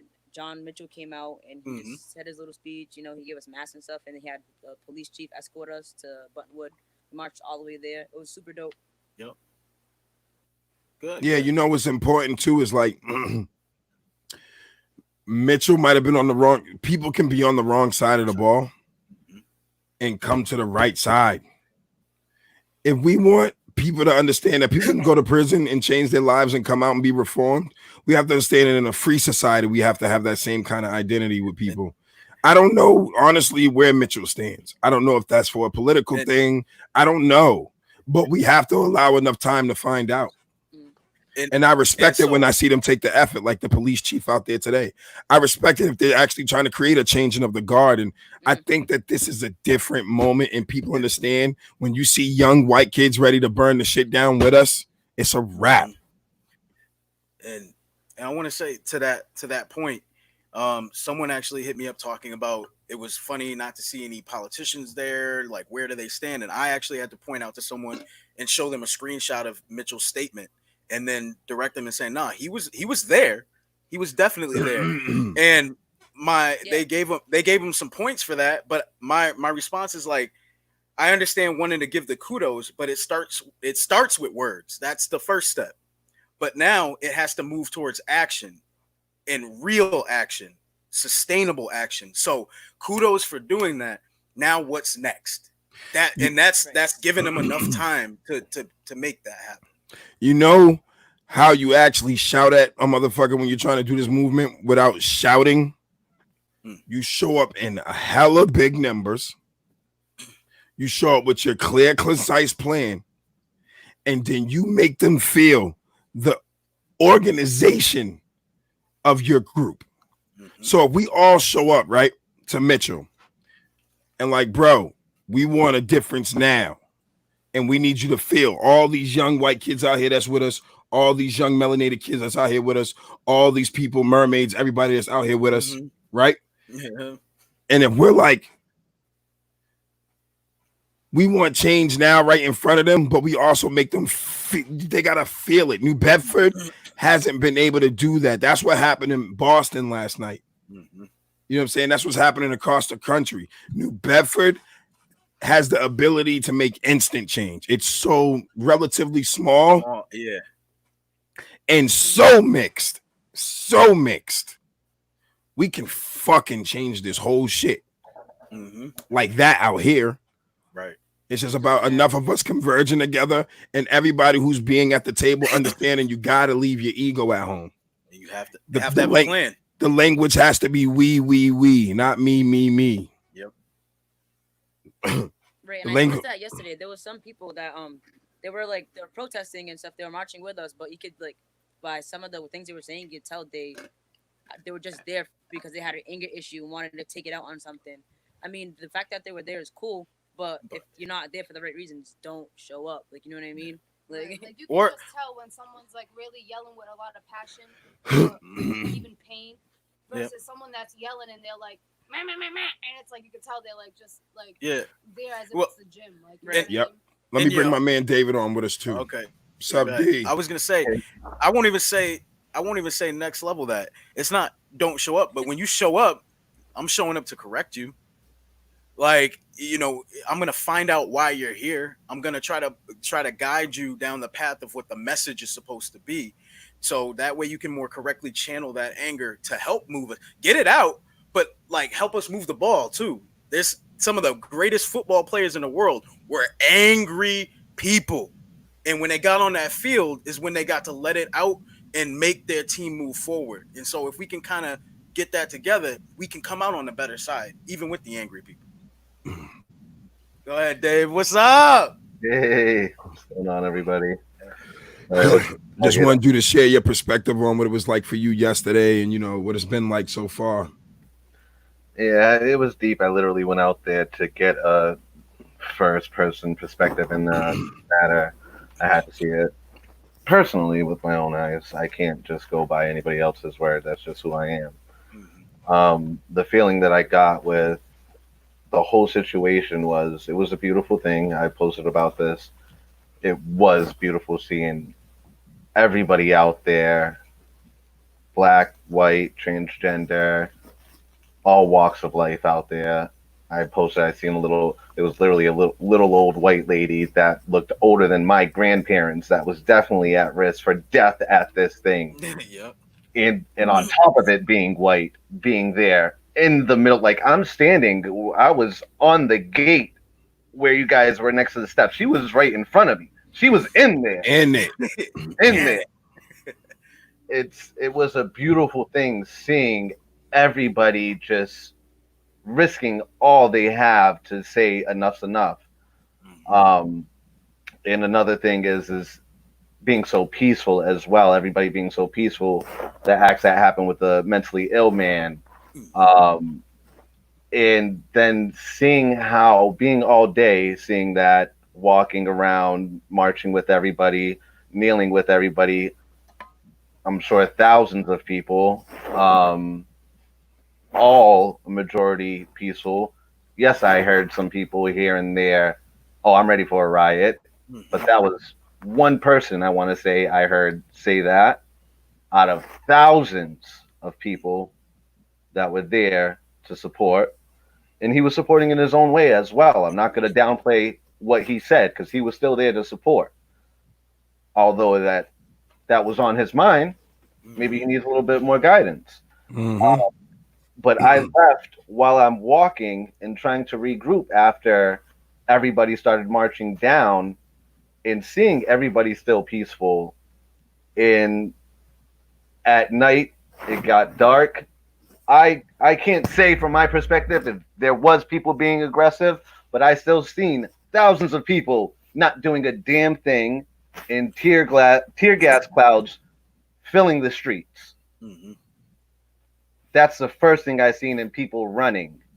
So I really don't get the way that I came off of it was that it was a beautiful thing that happened, but the way that I feel that they take it as is, yeah, you guys were out here, you spoke your piece, now get the fuck out of here. That's how I took it personally. It was you guys said what you wanted, now get the fuck out of here. Yep. And I want to say something. You made a good point. You said you literally saw thousands of people doing nothing.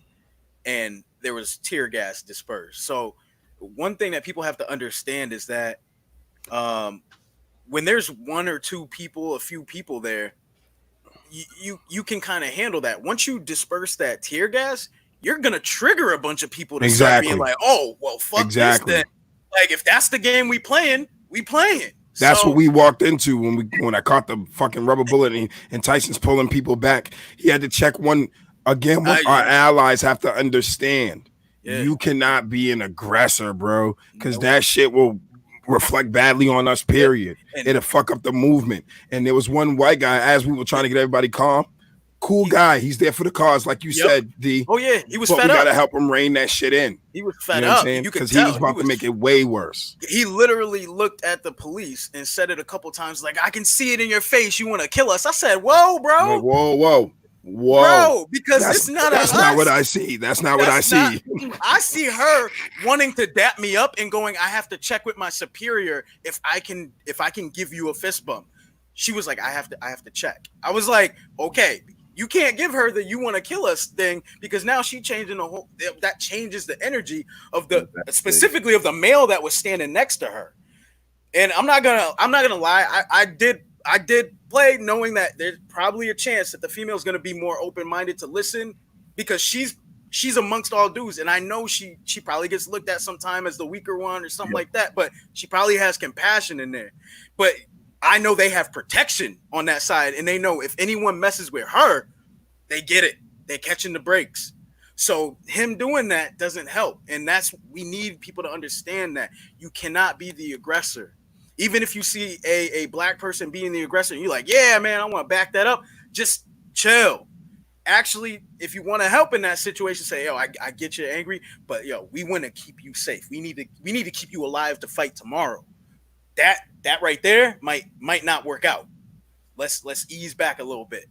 So we need that. I think that's what comes with the need of more organization in these things, because I feel like how that situation would handle with that mentally ill person. I feel like if we had more organization and a rein on what's going on, that there would be no problem with us backing up with stopping riots before it happens with our people while this is going on. And on top of that, I feel like with it being a movement, I feel like it's more bigger than Black Lives Matter. I feel like it needs to be groups of Black Lives Matter, Pride, all these groups all together organized in the same situation. Yep. And I think that's where that needs to go towards. I think we're getting there. Yeah. I think we're close. We saw Arabs for Black Lives. Like, oh shit. Wait, now, and I'm gonna just say this was what was on the sign, so don't be mad at me. They said yellow lives for Black lives. And there was a group of Asian people that were holding it, and they were just making the color thing, but they wrote it. I've seen the regular Asians for Black Lives. Yeah, too. I saw the regular one too, but I'm like, I was like, oh, Asians for Black Lives, and then right next to it, I was like, yellow. I didn't know we were doing that. Nigga, that's their spectrum. Let them own it. Fuck that. Exactly. I was like, that. If that's what you going with, all right, respect it. I'm over here with my mocha latte shit. It's cool. It's cool. Mocha lives matter. Mocha lives matter. Mocha lives matter. It's cool. French vanilla is cool. But so I want to say to Chan, Shania, your generation, a few things. First off, I'm sorry. I'm sorry that you guys are still dealing with this shit. I really am. I'm extremely apologetic all the time about the fact that you guys even have to deal with this shit. And I'm hoping that your generation will help us get it right, so your child and my daughter and my kids will not have, and David's kids and Tyson's kids and all of our kids will not have to deal with this shit no more. I really do want to apologize to y'all for real. But I also want to say thank you. Because even though you're reckless, youthless exuberance, out here putting in work. I ain't shit. Even though y'all reckless, youthless, and youthful exuberance has been making some people taken aback, as long as you stay alive, it actually has helped the cause. Because it's got them. This ain't old people tripping. This is a whole new diverse generation that honestly, y'all are with the shits. Right. Yeah. Y'all are super with the shits. And there's a reckless side of me that loves that shit. My whole thing is making sure the shits that we're with is strategic. That's it. I'm with the shits, but just be strategic about the shits. Like, am I gonna eat broccoli, right, or am I gonna? This is gonna be a protein shit. I don't know. We're gonna figure this out. Proximity to the bathroom. But I'm with the shits too, and I'm just thankful that your generation's making it very clear that enough is enough. And I'm just here to be a mentor to that shit. I'm not like people keep calling me a leader. I'm like, bro, I love y'all. I'm too flawed for that shit, especially in this age where people will just take your flaws and run with it. You know, who's not flawed? We're all human. I'm looking for one of you to be the ones that have your own cape and save the day. You know what I'm saying? I keep telling all these youth, dog, don't wait for heroes. You know what I'm saying? Make your own capes. And that's what y'all are doing right now. Y'all are making your own capes, and y'all are doing something super powerful across the nation right now. And you're teaching this entire world a lesson right now. And I think that as long as we can focus on the fact that, yes, looting sucks. Yes, the riot sucks. But if we can focus on the message and focus on enduring through this time and galvanizing our allegiances and our allies, this shit's about to change. I can feel it, like in my gut. If I'm wrong, I don't know what I'm gonna do with my life, but I can feel it in my gut right now. I feel it. Like I feel something in the air. I don't know what kind of deal the universe. I don't know what the fuck the universe is doing with me, to be honest with y'all, because I be wanting to fuck shit up. Yeah. I'm being honest. Like, but again, I have to be honest with y'all to understand that I'm honest enough to know that and fight my bias. I want to fucking punch a cop in the face sometimes, but am I punching a good cop that could be an ally in the face? Right. I'm being honest. When I seen it, I don't understand why Zimmerman's still walking the fuck around sometimes. I'm being honest. But is it counterproductive to the cause? You know what I'm saying? I'm listening to people like David. You know what I'm saying? I'm listening to people like Tyson. I don't always necessarily agree because I'm trying to be fucking like, nah, fuck that. Well, yeah. But at the same time, I get it. You know what I'm saying? I get the peacefulness and the camaraderie that we need, but I also understand David's ready to fuck it up too sometimes. You know what I'm saying? Like there's a moment where we're all going to battle that. The best of us are going to be able to control that, contain it, and find a different way for it to be more effective for the end game. If a line is drawn in the sand for real, if tomorrow we woke up and police were like, we're raging a war, you better pick a side. Then it's on and popping. But until then, we still got a chance to make a whole bunch of fucking allies behind that blue wall, behind all these walls. You understand what I'm saying? And we can do that. Chance and I, happy Pride Month. All right, Mia, happy Pride Month. We out here. And happy Juneteenth. We out here. Right. Exactly. I want to put up a notion too. I already talked to Lisette about this. I'm really serious about. Thank you, Samia. I'm not celebrating 4th of July in the that's done. Yeah, it's done. That whole Juneteenth. As far as I'm just saying this as suggestions for everybody else out there. With our kids, we're just going to reflect about the real history. We're still going to have fun. We can still watch the fireworks, but I want the main focus to be actually knowing what's going on and knowing that we're not celebrating this idea of independence when we don't all truly have it. So I totally agree with that. I just waved at the screen. I need to go to bed. So I have to say, man, like your generation, you know, people talk so much shit, but your generation's the one with the moral compass that's trying to change it right now. And I've been telling y'all, you know, we can debate about 90s music being the greatest or whatever. I don't give a shit. I really like what y'all do too. You know what I mean? Like I've learned to like drop that declinism that we talked about of every generation thinking their generation was the best and appreciate that the best is always supposed to be in front of us. You know what I mean? So again, like we're not going to stop doing what we do. And I need y'all to hold me accountable always. It's not, I can't do this without y'all holding me accountable too. You understand what I'm saying? I can't do this. I don't have all the answers, bro. I really don't. I really fucking don't. I don't know what the fuck I'm doing half the time. Sometimes I just shut it off and let the universe take over. When I'm out at the rally yesterday, I'm not trying to be the guy to go up there with the mic and the thing. But when I hear people spewing shit that's going to divide the group that we already have here that's supporting us in the middle of a pandemic, the universe takes Yeah. the fuck over. And somehow I'm the guy standing in the middle of the state house with my brothers Tyson and Ian. I mean, I saw it happen to Ian. The universe took over Ian yesterday. Yeah. I heard Ian talking away that was like, holy shit. Welcome to the party, brother. Yeah. He's always been there, but he was able to galvanize it in a way where it didn't come out as it didn't separate.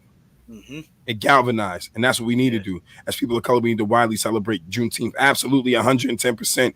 We need to turn July 4th into a national day of reconciliation for all this shit, for what's happened to the natives. We need to bear. This country needs to bear its sins in full, complete ability and have no guilt about it, so we can find real reconciliation and move forward. White allies, do not feel guilty unless you're being silent. Dress up like a whole wampanoag on that day. Hell yeah, feathers and all, baby. Do not feel guilty. Do not feel like, when you see black people outraged by racist activity that we're necessarily talking about you. Again, the best thing you can do with your privilege is to use it to empower, not enable. Do not have pity for us. We do not need pity. We need empathy. We need you to understand the equity that we need. We need you to understand that if you are a person with enough privilege, then you can help start small business loans for people of color and businesses of color. We need you to understand that if you have a recommendation to get somebody into that class, they need to get into a person of color, you need to utilize that. The same, as you would do for your own cousin or a nephew or whatever. We need to make sure that we're pushing this pendulum forward, and we need to make sure that we're holding each other accountable all across the board. For my melanated brothers and sisters, I will always address black on black crime. If you expect me not to address black on black crime just because some racist shit's happening, you're fucking with the wrong one. Because black excellence is the bar that we create for ourselves, not using a comparison of white crime to black lives. That shit makes no sense. Don't tell me because, white people live in proximity to white people, so that's why they kill white people. We don't have to be a part of that same mentality. Why would you even want to make a comparison to what you feel is a group of people who have lived their life off of pillaging and oppressing each other and others? We have to create a bigger paradigm. We have to get to the point where black people have to hold each other accountable in our hoods. Because if they didn't create this whole oppression and separation in the first place, we wouldn't have to create black excellence, and we wouldn't have to be the better people and try to be the best race we can be, because we wouldn't have anything to prove. But you know what I feel like the best thing is when we can actually get to the point where if white people as a whole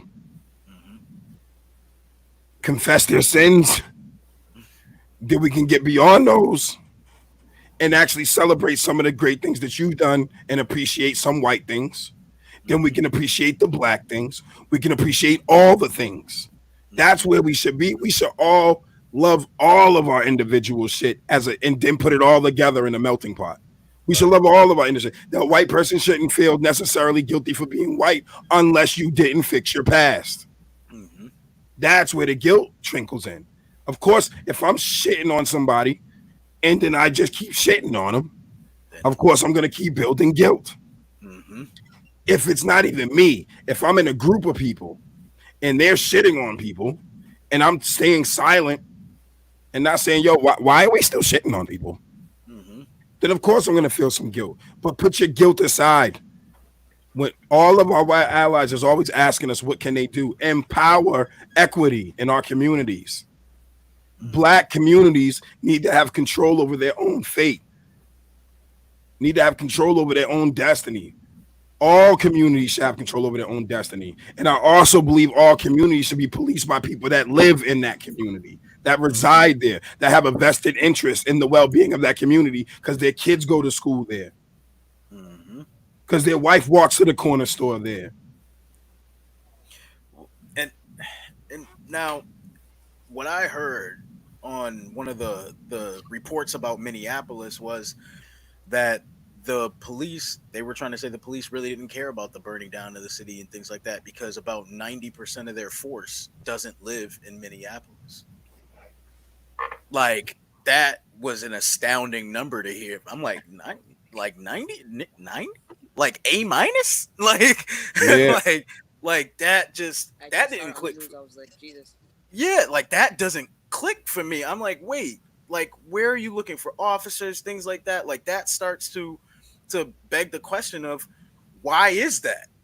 Now we have to go down that rabbit hole and figure out, well, why is it that the great majority of the force is not from that city, and then why do you see such turmoil when they're not, because of the disconnect? We have to get there. Because they're militarizing our cops. Listen, let me give you an example, right? You send a cop, you send a soldier back, right? A lot of soldiers pick up police positions, right? I'm not knocking all soldiers, but a lot of them have PTSD and shit that they've been dealing with. They've been in fire zones and all this other stuff. It's been intense for them. Then you give them a badge and you stick them in these neighborhoods where they got to be in the same kind of insurgency, where they don't know who's the enemy and who's not, who's a good community member and who's not.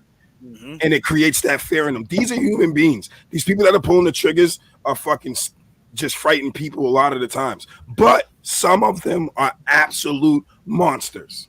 Mm-hmm. Monsters exist in all corners of society. A black man who will drive through a park and spray that shit up, not hit nobody he intended for, and kills a little girl, and then goes on about his day like shit is cool, is a fucking monster to me too. Mm-hmm. And a white cop who will keep his hand in his pocket, which actually gives you more leverage. Mm-hmm. You're putting your knee on someone's neck, is a monster. Mm-hmm.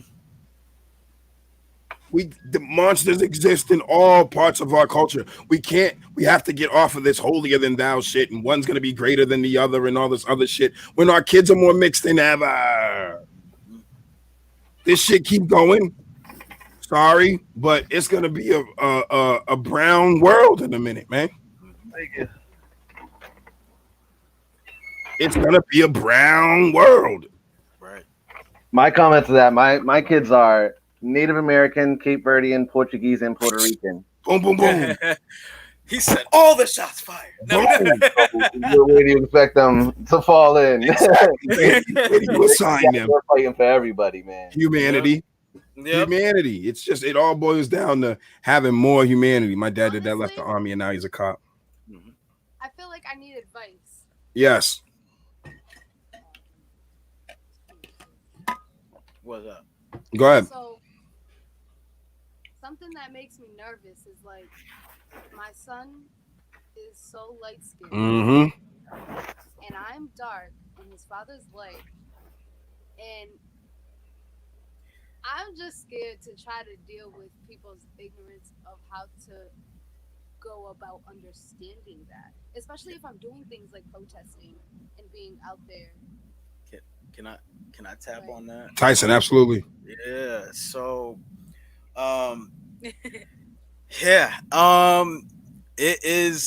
it's tough. I've had people think that my son's not mine. You know what I'm saying? I've been questioned before about it in the store. Recently, my son asked me. Well, he said he didn't think that he belonged to me and his mom. So like, I'm not even. He's not even in the world yet like that, and this is going through his mind now. There are some outside factors of like family members saying certain things, but you have to deal with that yourself within your household first, because you have to teach your child how valuable they are to you, how valuable they are to their family, how valuable they are to their community, so that way when they step out into it, they don't question themselves based on what someone else spits at them. And that's the best way about my son. Oh no, that's my dad. That's my dad. He knows to say that. Like it sucks to have to be like, yo, if someone questions, you gotta make sure you you let them know you're my dad. Because sometimes he likes to play the game of, I don't know you. I met you in a parking lot. Like you can't say that when like a person asks you that, because they're looking to be like, oh, see, that kid just said he met him in a parking lot. Can't trust him now. Because so Yep. And as you see it, my wife just said too, she used to think her mother wasn't a real mother. And Thought her that, grandmother was because she was brown like her. You know what I'm saying? Children, Yeah, children, that's it's hard for them to decipher the situation because again, a lot of the narrative be pushed black, white, da da da da. And now it's starting to catch up to the point where you got to just explain to them like, bro, this world is diverse as hell. Don't get caught up in the hype. exactly. Explain to them just how valuable they are, who they are, what they mean, and that right there is the groundwork to be able to face people when you're out and how people might feel about seeing that. You know what I mean? I would also add one more thing. Teach your children and teach yourself. Words are words. Respond to that shit with words. If somebody puts a hand on you or tries to put a hand on you, that's a different thing. I've been called nigger before and laughed in people's faces. And honestly, that hurt them more because they wanted something else out of me. I'm like, no, I actually think you're a fucking idiot, and it's hilarious to me that you thought that was going to be the reason I'm about to catch a case out here tonight. Now, if you bring your goofy ass over here and touch me, hands are hands. You feel what I'm saying? So we got to teach our kids to be able to have some wherewithal and some dexterity when it comes to words. For real. Like, you got to teach your kids how to cap or some shit. You know what I'm saying? Like, don't let people... You call me a nigga, all right, cool. I got like 50 different kinds of crackers. I know. So like, don't get me started on some wheat, some whole grain. Like, what are you talking about? And I don't want to go there, but if I'm going to match you in any area, then I can talk shit back. You know what I'm saying? Like, talking shit is whatever. You know what I'm saying? But you got to get your kids to not be so easily responding to words because that is a form of control and manipulation over us. Triggering us. You know what I'm saying? The easier we are to trigger, the easier we are to manipulate. We have to sometimes take shit for what it is. Look at, again, like David said, we had a black man out there screaming white power and all this other shit. And people wanted to go crazy. And I'm like, stop. Y'all can clearly see he's not there. Y'all can clearly see that. We don't feed the trolls, and we're definitely not going to malign people who aren't all there. I've had people, like, honestly, the few times I had people, I can't even say the few, but some of the times that I've had people call me a nigger, I would say 50% were not even there. They weren't there. Like, I'm like, yo, I can clearly tell, like, you know what I mean? You're gone. It doesn't, he might mean it. He might mean it, but he's in his own world. This shit's a DC comic to him. You know what I'm saying? Like, he's not here. You know what I mean? So how am I going to teach him anything by fucking this dude up that didn't get it in the first place? Now, if you're not all mentally there, I'm not talking shit to you. I'm going to say, yo, bless, bro. Like, you need to work on some shit, bro, because I'm not a fucking psychiatrist. I'm not an expert in that. So I'm not going to step into some shit I don't know. I'm just going to be a responsible human being and understand this person's mentally off. This is a situation to walk away from.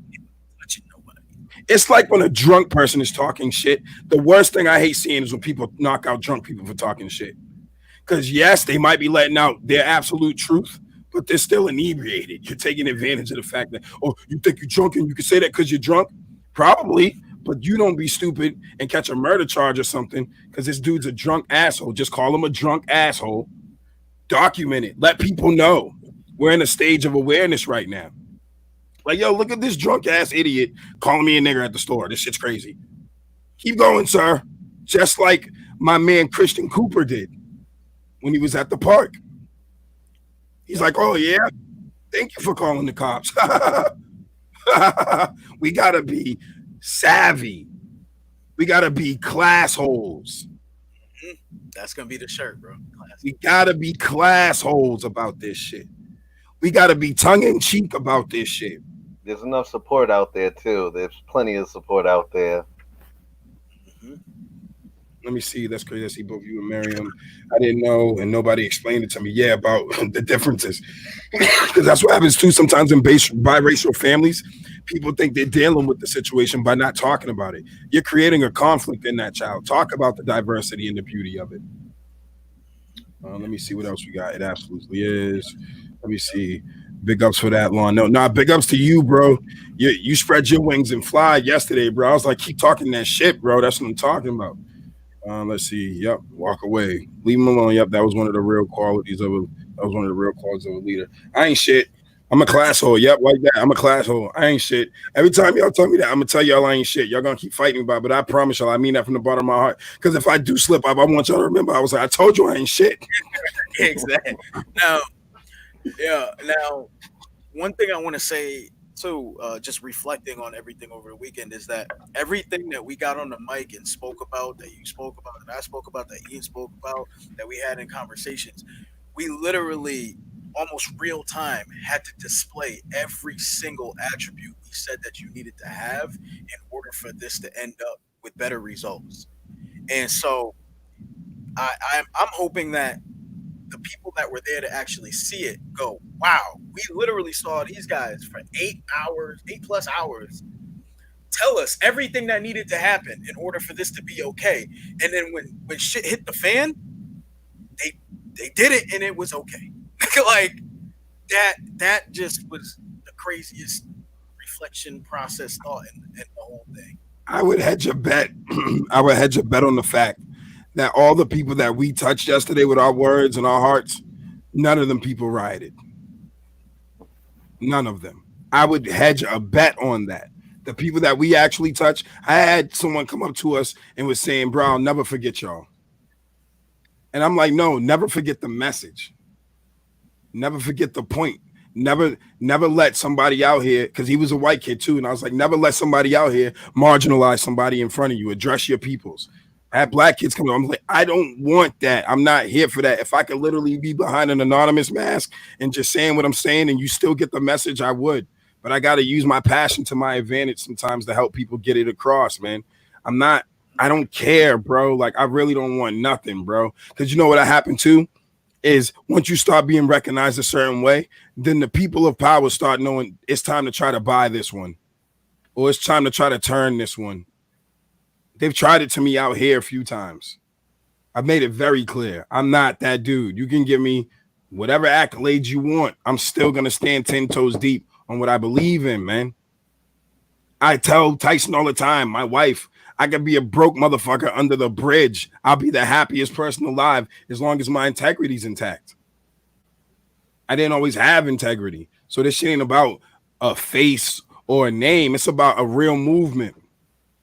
And we all got to play our parts. Some people feel like they're a great orator. Maybe you're not, but you can be the person to write the great speech. You could be the person to do the great PR. You can do the person to galvanize. You could be a great facilitator, a great organizer. We all are not going to be able to play all the same roles, but we got to learn how to make those roles coexist in one another to build the massive organism that can be moved and change the way we evolve, man. Words, action is always key. I live by that. You know what I'm saying? I think, we've had moments. Listen, these two motherfuckers right here was calling me names and shit. They know. Wait, they're down there. No, they over here. Okay. Janice and I was talking shit. They was talking shit, but they know now. They know now. It's cool. Because you know why? Because they've seen so many fake ass people. I had to realize that. Like, nah, what it is most people are frauds. They are. And I promise you, the main reason I'm not going to be a fraud is because of y'all. It ain't me. It ain't me. I'm dead, bro. I've been dead a long time. I'm living through my kids. I'm living through Mia. I'm living through Carrie, John, Chan, Shania, all of our babies, man. And Andrew, Tyson. I'm not even here. I don't even know who the fuck I am. I'm just letting the universe do what it do, man. And understanding the magnitude of all of us are a part of that universe. We're all stardust, fam. Motherfuckers is looking for magic when we exist. That's not magical enough for you. We came from the void of nothing and it became something. This shit is magical, man. I'm living in like a fucking world of wonder, yo. I'm telling you, like, we're breathing oxygen that we can't see. So don't tell me that I can't believe in shit I can't see when I'm breathing and my life is dependent on some shit I can't see. I know we all bleed red blood, but I still appreciate all of our colors. I'm fucked up. I'm not out here trying to be this great person. It's just happening. And if you say it, then thank you. But my reply is always going to be, I ain't shit. That's not for you. It's for me to stay humble. I'm confident in myself. Don't get it fucked up. Right. People get confidence fucked up. I'm always going to be confident in myself. Always. But I'm not egotistical about this shit.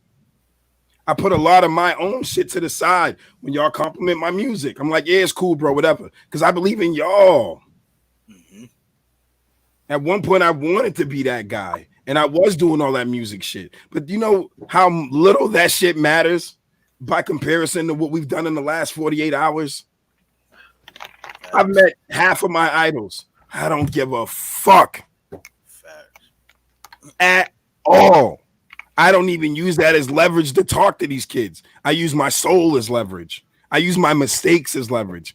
I openly go around and tell Matt, yo, start admitting your shit. Literally, Tyson was like amazed. We was in the car driving back. He was like, how do you tell people you ain't shit? And everybody claps. Yeah, that shit was hilarious. I loved it. Because I'm saying something that everybody already knows about them. We ain't shit unless we do this together. Yep. We ain't shit. Everybody want to be the shit. We're only the shit if we do this together. Until then, ain't none of us shit.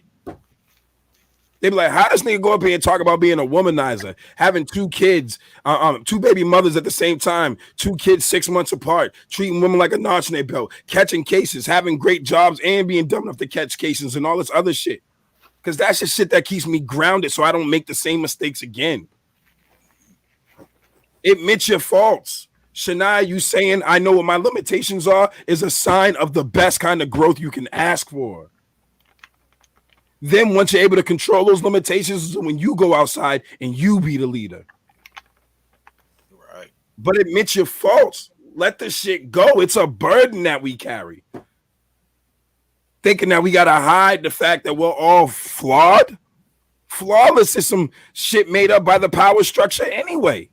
Perfection is some shit made up by the power structure. The rich get to determine what's perfect. Fuck out of here. We determine what's perfect. What's perfect for you? Right. You're going for answer your name on the ballot one day. Yo, bro, I promise you. I already know. Listen, already said it. If y'all can't deal with the guy who's going to be up at the podium, like, man, fuck all this.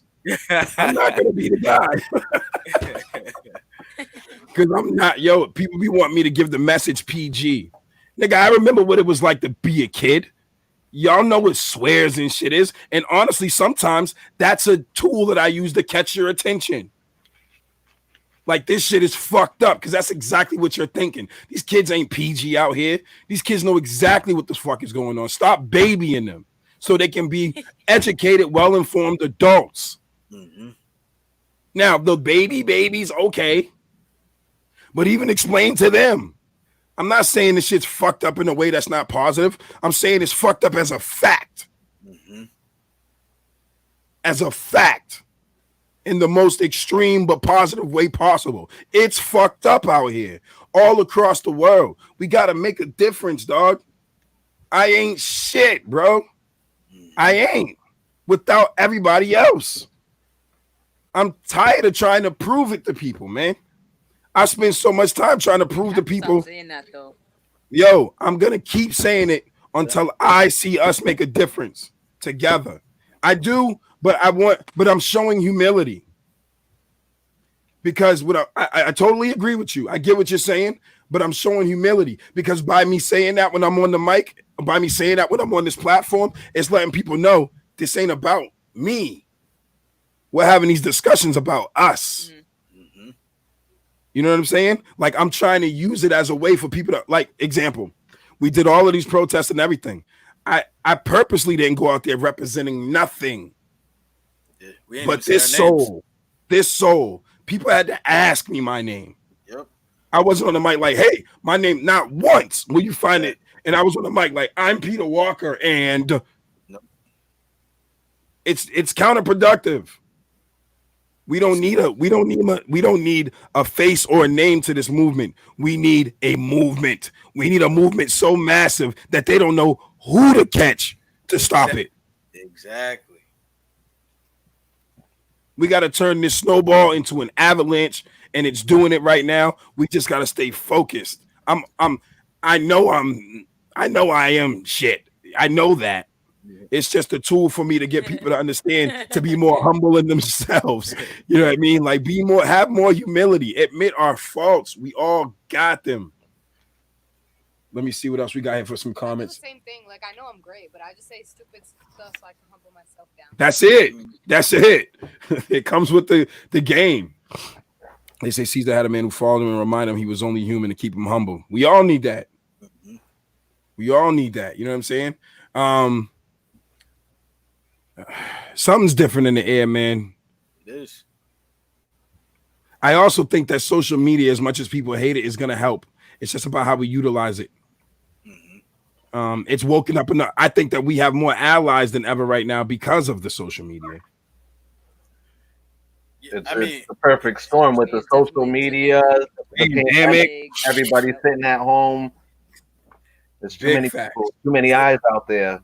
Well, because listen, the social distancing made social media the way for us to feel together. And when that feeling is relayed across all of social media, they really don't have a way to not catch it. You know what I'm saying? Like, that's the infection, is that caring, the empathy, the humanity aspect. That is what we're catching in light of not being able to be in person. So I feel like that's the benefit of I mean, if there is a fringe benefit of COVID and of social media, that's it right there. Yeah, we got quite a few motherfuckers have lost their jobs lately. Yeah, facts, because they're acting crazy, and even businesses are like, what is going on? You understand what I'm saying? Like, again, just like there's not all bad cops, there's not all bad millionaires, there's not all bad businesses, there's not all bad corporations. We gotta just hold these people accountable and make sure that they stay humble too. We got to make sure everybody has humility. If somebody comes to me and all they do is fucking toot their horn, like, I've done this and I've done that and I've done this and I've done that, and I always be like, so what have you done wrong? Tell me, because if you ain't willing to tell me, we're not going to be able to do this, bro. You don't have any humility. I want to even be, I'm so crazy, right, with this shit now. Oh my God, what are you doing to me? I've literally taken all fault for things in life where I wasn't the one only at fault. I just take that shit. I just take it. Like, yo, yeah, it was me. Fine. If you needing to believe it was me is going to help you progress, fine. It was me. Now, how can I help you progress? It was me. How can we get to somewhere else now? All right, I'm the dickhead, guys. You got me. You got me. Now, how are we going to move forward?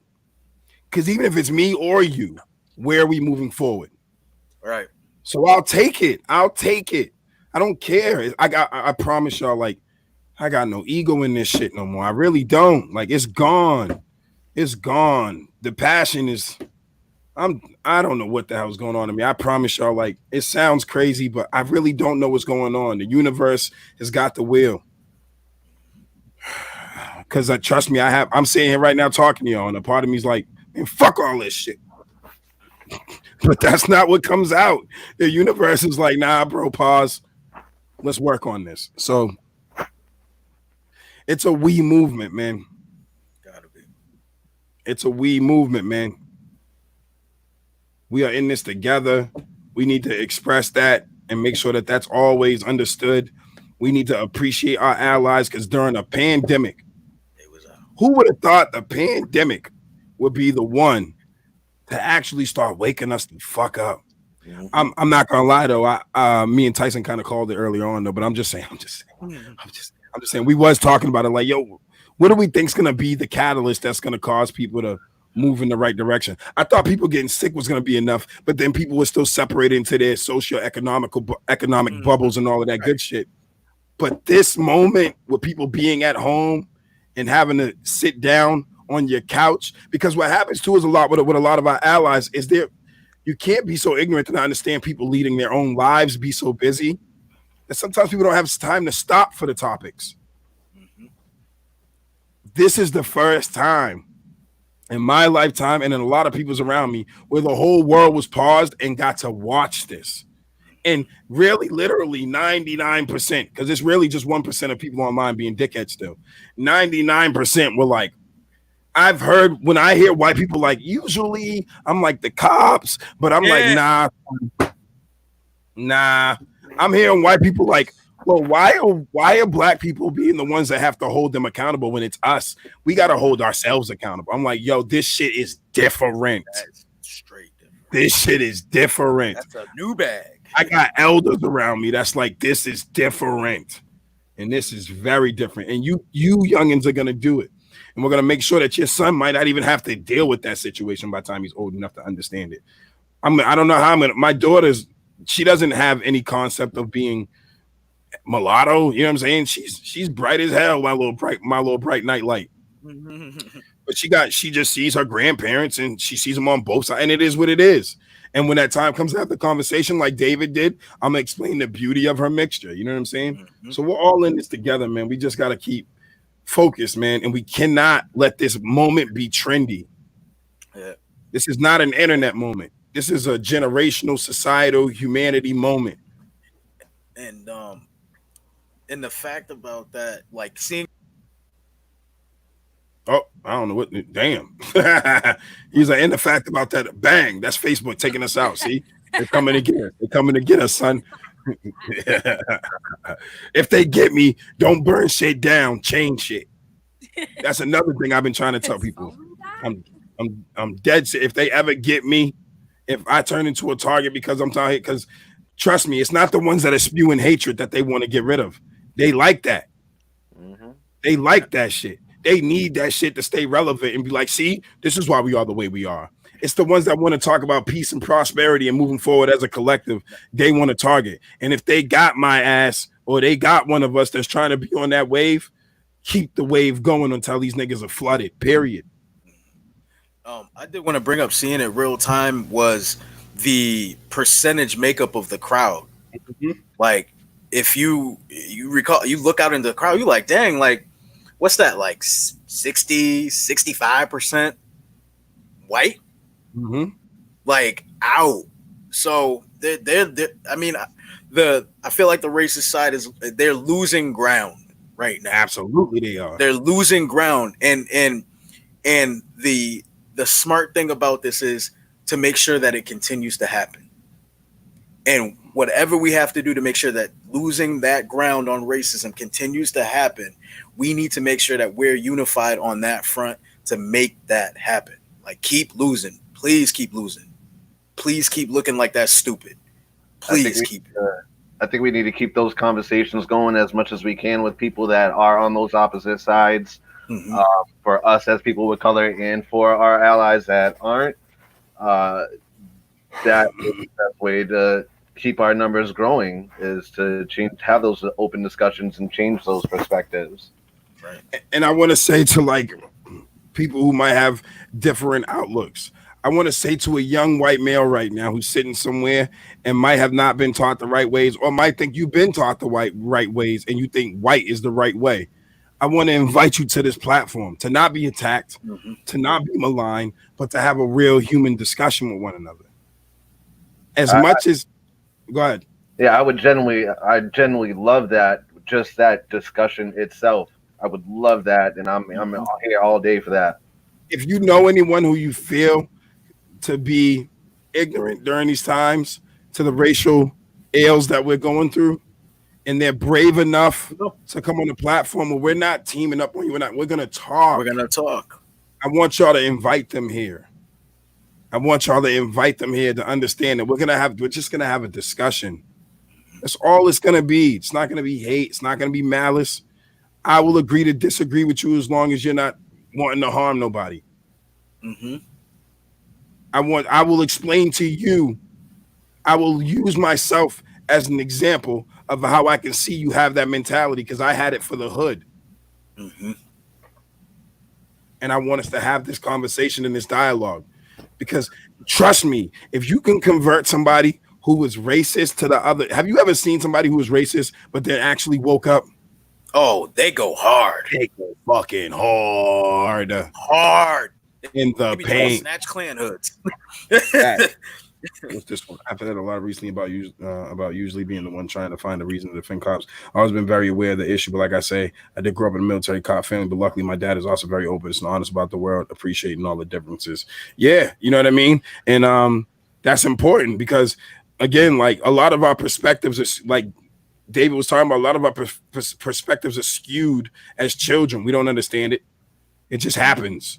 And then we have all of these belief systems and never talk about the foundation of where they actually came from. Right. And nobody talking like this didn't happen back then either. You got to think about that too. So nobody's talking about it. So they're just going to go with it. Nobody's telling them opposing their thought or telling them different. So that's all they know. That's literally all they know. Just like how you're living your life and that's all you know. And you're opening up to these other ideas and people are coming into this movement and opening up to these ideas. That's all they know. And without those discussions, there's no way for them to have that opportunity to change. Yeah, and like, let me give you another one because, and some people might disagree with me with this, right? I think it's some of our messaging is a little counterproductive. Let me give you one that I think is counterproductive and would scare an ally to stay in the in the shadows. When you say white silence is white violence, you are being correct in that statement, but you're also you're trying to bully a reaction out of someone versus just helping them come to the understanding that it's okay to be courageous and we're gonna back you. Right. Or even realizing that that's only in a certain context. It's almost like the see something, say something mentality. It's like if you're silent when you see something blatantly wrong going down, then it's almost like you're complicit with it.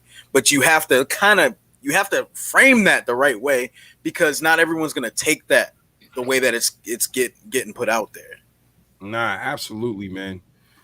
Listen, we're gonna keep fighting the fight. Did you guys see the go ahead. video of the black female cop correcting the white officer? He had pushed a woman down, kneeling, with her hands up, unarmed, like during one of the protests. Mm-hmm. He pushed her down, and the black female officer like took him aside and just went off on him.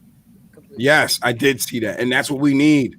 But we also need more white cops doing it to each other. Like yesterday, I completely salute and respect all those cops that literally gathered around this cop who shot me yesterday and said, bro, what the fuck are you doing? And pulled him out of there. And this guy was a position of power. Yeah, that was their lead. I believe that was the SWAT lead of the SWAT team that we was dealing with. Mm-hmm. And they pulled him out of there. And even in his ignorance, I could see it in his face for a second when he was like, yeah, that was like that was fucked up moment. Yeah, he's that like, I just fucked up. You done it now. Gosh. So you know what I'm saying? So like seeing that gives me hope. Seeing the crowd be so diverse. If you're talking, like, don't think it's a detriment to the movement if we see the crowd being 65, 70% white. It's a fucking great thing for the movement. Yeah. It's a reflection of a bigger part of their population coming onto our side of the movement. Mm-hmm. Don't feel threatened when white people show up in droves to support you. Mm-hmm. My white allies, don't speak for us, speak with us. Mm-hmm. Don't co-opt the movement, but what you can do is provide your platforms of privilege to us to get our message across, as long as we're trying to convert more people like you to come into the cause. To my people of color, I know how hard it is for us to continue to be the ones to be patient during this time. But I need you to understand this time is different. That's why patience is of the utmost importance right now. It's different. We don't got to force white folks to show up. They're out here in a pandemic. Right. They're in tune. They're doing more than listening to our music now. They're doing more than enjoying our sports now. A white European NBA player that had no fucking reason whatsoever, especially in a pandemic, to be out there with his tall ass. Yeah. Telling you. Took off his mask and glasses. Yep. So that people could see him. So that they knew it was real. That was dope. I saw the whole live. I watched the whole thing. That shit was dope. No. It's crazy. And you got to think I want to touch on that too, because we talked about it in a car ride back. We're like, yo, do you realize he took the mic, and English is not his first language. He took the mic in order to take time to gather his words just so he could add his voice. Like that, that's another level of breaking a barrier. Just saying. And he also passed on the message that globally people are with us. Mm-hmm. Yep, he did. He did. Y'all did it. Yep. My voice. You want me to catch Yeah, it? you read that, bro. All right. Yeah. Y'all did an amazing thing yesterday, and my heart was so full to see you down there talking with the cops, kneeling with them, and organizing people to allow them to do their job. You are what our future needs. Thank you, appreciate it. We're just trying to help. That's it. Help and keep people safe. That's it, and make sure it's egoless. Mm-hmm. I want you to figure out my name after the fact. Like, who was that guy? Yeah, like, was that Batman? No. Yeah, because I'm not advertising. You know what I'm saying? I got a few of those, honestly. Who the hell was that guy? Like, it just is what it is. Because that's more of an impact. Mm-hmm. To me, that's more of an impact. Because it takes me out of it. You just heard the message. And I promise y'all, nigga, I cannot believe I'm talking like this. So anything's possible, man. Anything's possible, man.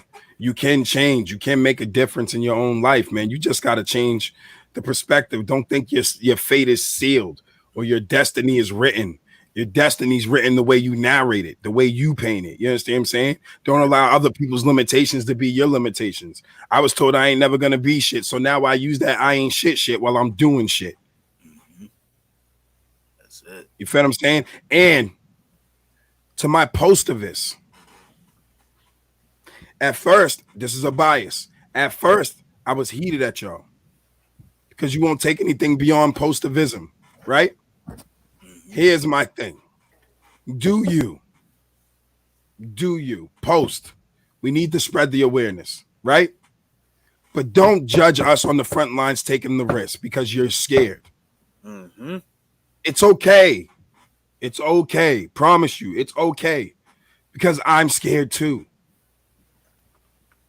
Some of us have to face it and go be courageous. You have the positivists that don't even do their research. Mm-hmm. Oh.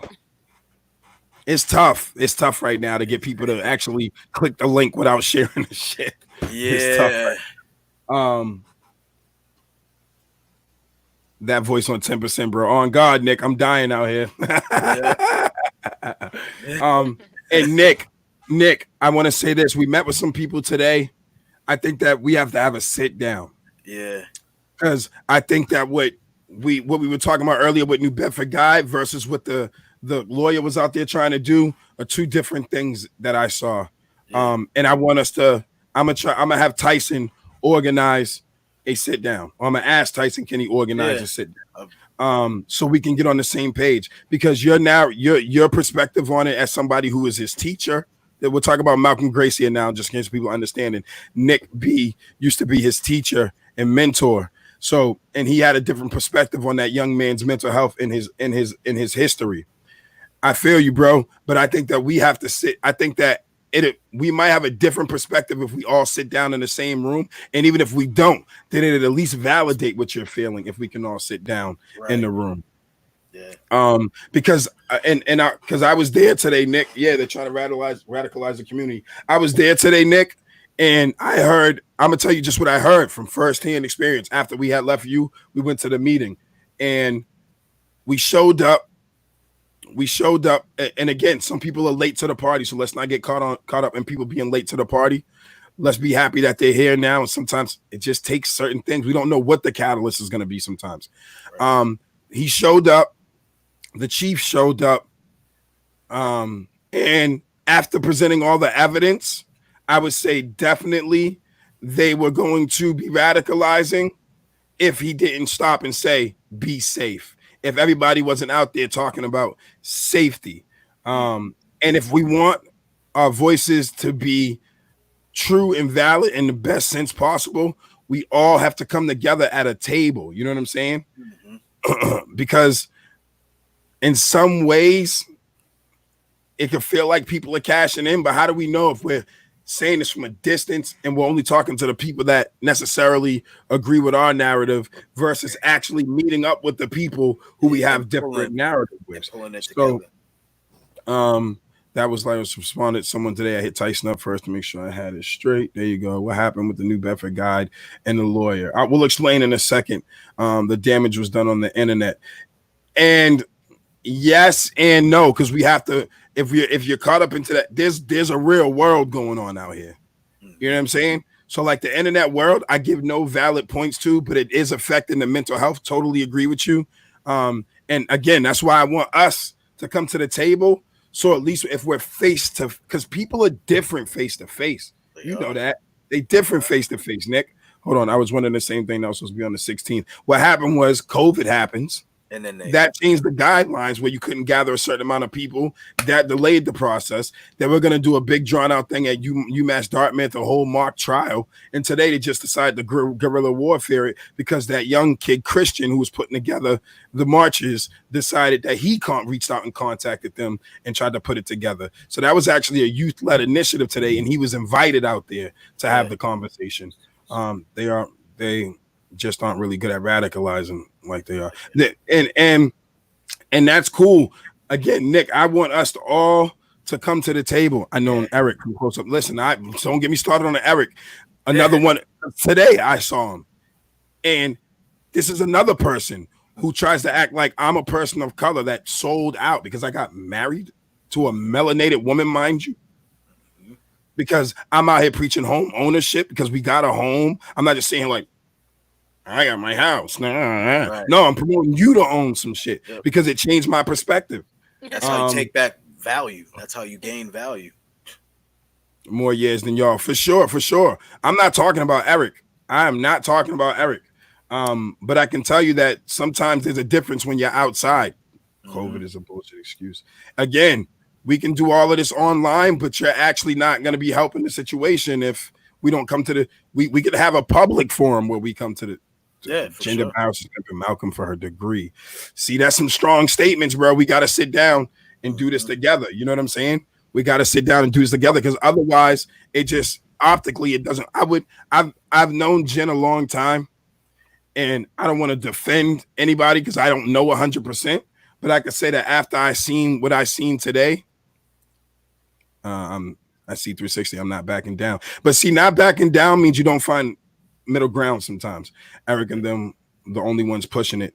No, that's not true. There was mad people out there, bro. You might just be focused on the algorithms that feed you that to trigger everybody. I was out there, bro.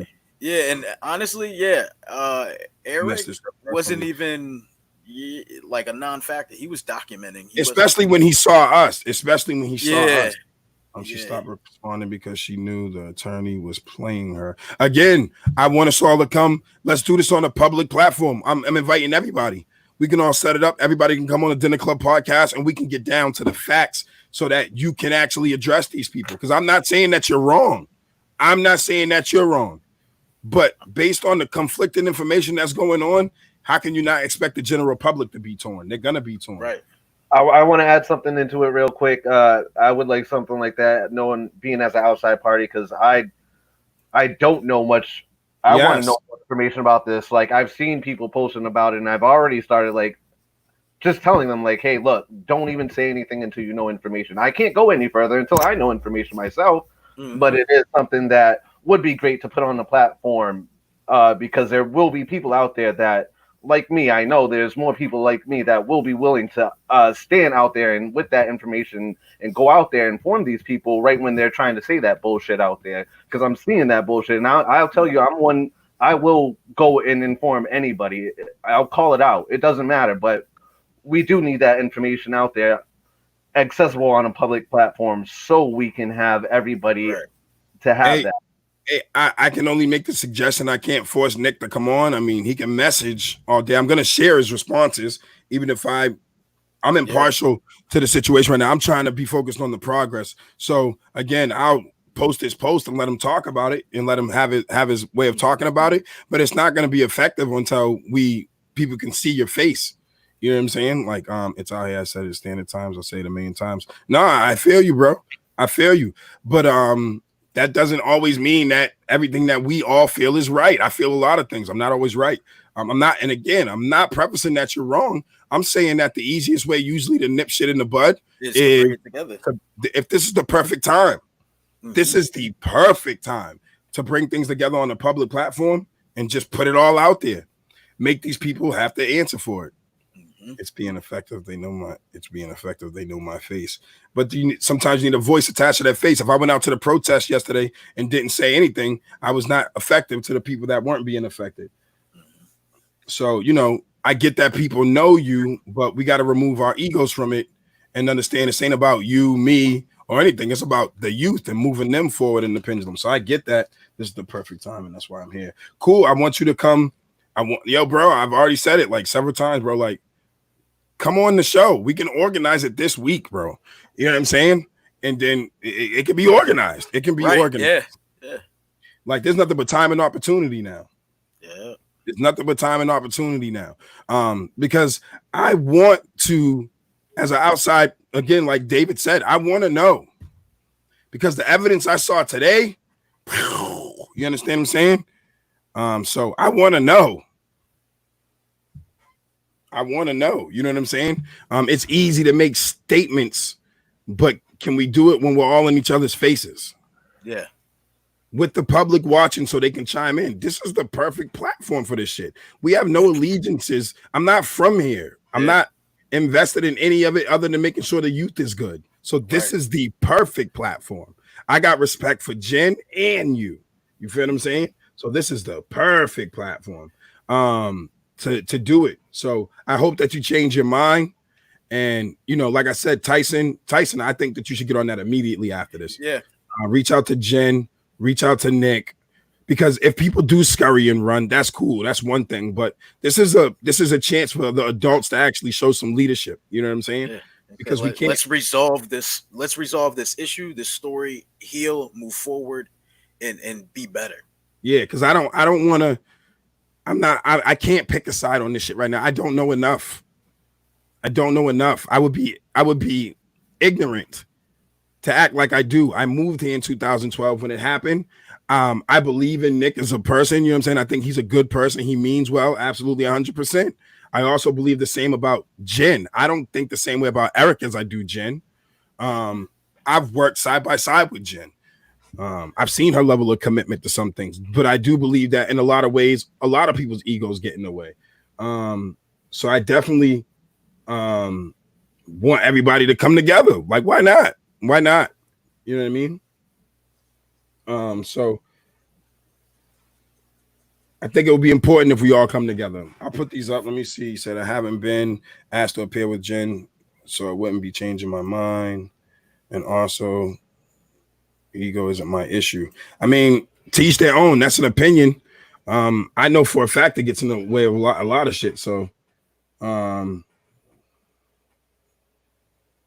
then Jen made her kid thesis, so she can't back down. Let's say this today again. Like, I'm not like I'm on the like I love everybody. I'm on the ground, bro. I'm outside. You understand what I'm saying? Like, I'm facing COVID and the pandemic and dealing with people.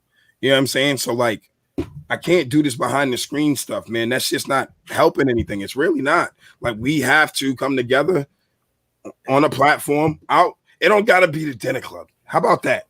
How about I will literally create a special branded event solely dedicated to you guys having some discourse about it. We don't have to have, was he illegally? You can't just, it's not that cut and dry, bro. I won't share that because it's not that cut and dry. It's not that cut and dry. It is not that cut and dry. Not from none of the stuff that we were in the yard for hours. But I did tell you, an illegal stop matters. It matters. It matters. I'm not disagreeing with you. And and you should know this right now. But an illegal stop matters. You know what I'm saying? More context. I'm not saying you're a guy behind the screen. What I'm saying is I'm outside and I'm with the COVID shits, and I'm actually putting it up right now where we can talk about it. You're getting upset and you don't want to have a conversation about it. Like, and this is what I'm dealing with people all the time. I don't have no vested interest in this. Now you're taking it personally at me. Yeah. But again, I'm above the BS, bro. Like, you're saying this bullshit. I'm above the BS. I'm not. An illegal stop is an illegal stop. Shit happens after. Once you do an illegal stop, shit happens after that. But it was an illegal stop. They admitted it. The chief was out there today and admitted it. So I can't argue with the chief, the guy who's running the show.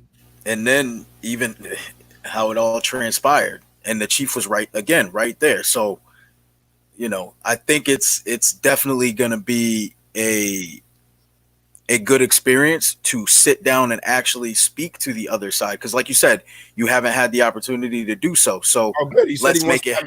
No, he said he wants to. So I'm glad. Okay. Nick, I just don't want you thinking I'm not picking a side here. I want to bring the sides together. You know what I'm saying? Exactly. Because when I can hear you, but then when I hear the chief admit certain things today, I'm like, well, this is really getting convoluted. And like we said, when we were sitting down today, we was in agreement about a couple of things. This is a combination of that's fine. That's fine. Why are we hiding that? No, nobody's hiding nothing. They talked about the stabbing and all of that today. This is a combination of mental health issues, community policing, people understanding the proper protocols to deal with each other. We talked about it today. I think that escalation of force, all that. Yeah, we talked about it today. We did come to a consensus. I understand what your issue is about radicalizing the community. So I do understand that concern. That's why we have to have this conversation. So I'm glad that you said that. And I'm definitely going to have Tyson on it ASAP. Please, sir. Right after this, just get straight to it. Because I hear you, Nick. I hear you. I do, and I hear them too. And I want I'm not well versed enough and have enough history in between all of you to be able to denounce what y'all are saying about each other. And to me to pick a side right now when I really don't know would be a disservice to what I'm trying to do, which is create platforms where we can get to the nitty gritty of it. So I hear you. I absolutely hear you. And I know that was your student. You understand what I'm saying? Yeah. Jen feels the same way. She said that he was a part of Third Eye. You know what I'm saying? So I don't know, bro. It ain't me. Just know it ain't me. Right. I'm just here to help convene it. They're making it a TV show. Yeah. It could be. I'm not even gonna comment on it. It could be that or awareness. I don't know, bro. Like I'm fucked up in the game. Thank you. I'm glad that you see. Thank you, bro. Long as you know it ain't me, bro. I had to come on here to find out if he stabbed the detective. So what happened was, let me explain what was presented today. I'm not saying this is how it happened. I'm gonna say what was presented today. With pictures and stuff. So it was presented as and a medical report. It was, and the chief standing here co-signing this too, so that's what makes it hard. It was presented as the gang unit has cameras up throughout the city, right? We all know this. They're watching, so they were already kind of privy to some of the stuff that he was going through, obviously, and they saw him give a gang dep and said, "Well, he's kind of new to the fold, like we were talking about in your yard. He's new to the fold, so what's the deal with him?" So the gang unit called the Blue and Whites out to go roll up on the kid and see what was going on, right? So then when they get there, one of the cops said in his thing, I don't want to say the cop's name. I believe he said Fonseca, but I don't want to say for sure. There's Fonseca, Brown, and Barnes. One of the cops admitted that he just ran up on him and grabbed him. At that point, when he dragged him into the hall or whatever it was supposed to be, a confrontation ensued. He ran him into the building. Yeah, he ran him into the building. A conversation ensued, and from there, everything's super gray area for me. But from what they were reporting is that the cop was superficially cut. This is a big guy. He was superficially cut. The cut was less than 1 centimeter, right about here, underneath his pec. The hospital reported it was a non-life-threatening issue. Everybody else was reporting it was non-life-threatening. And they showed the picture of his shirt that he had on underneath. And it was pretty much no blood. So, and again, one cop admitted I could have hit him with my baton instead of shoot him. So this shit gets murky. It gets hella murky. Like it gets murky. You know what I'm saying? So again, we gotta slow down and we really gotta deep dive into this one because It's murky. You know what I'm saying? Yeah, and I want the two different sides to have a conversation in a healthy way. Absolutely. They wanted to leave as a question mark so that people would be angry. Now I have my answer, so I'm actually done with the whole situation. It's not that simple, bro. Yeah. Nah, it's not that simple. Not in my book, not from my perspective, but yeah, man. Because that was that was something questionable because they said what the cop reported as being stabbed. There was no other cops from what I was presented today that said that he was stabbed or corroborated the story. And they have the medical report. With the cop and the chief standing there, it was discovered that the gang unit deleted footage, damaged the hard drive so footage couldn't be recovered, and a whole lot of other stuff. Yeah. So there's wrong going on here, and it could be on all sides. What Tyson's famous is saying two things can be true at the same time. And I don't know. I'm being honest. I have no idea. Murky is honest. It's murky as fuck, bro. This whole thing is murky. It's murky. And I want us to get there because that's a child's life, and that's the community at risk. I'm glad that everybody was out there talking about not being violent today. You know, we was out there talking about a one-side movement, no more war of sides and stuff like that. The city's too small for that. So it's murky.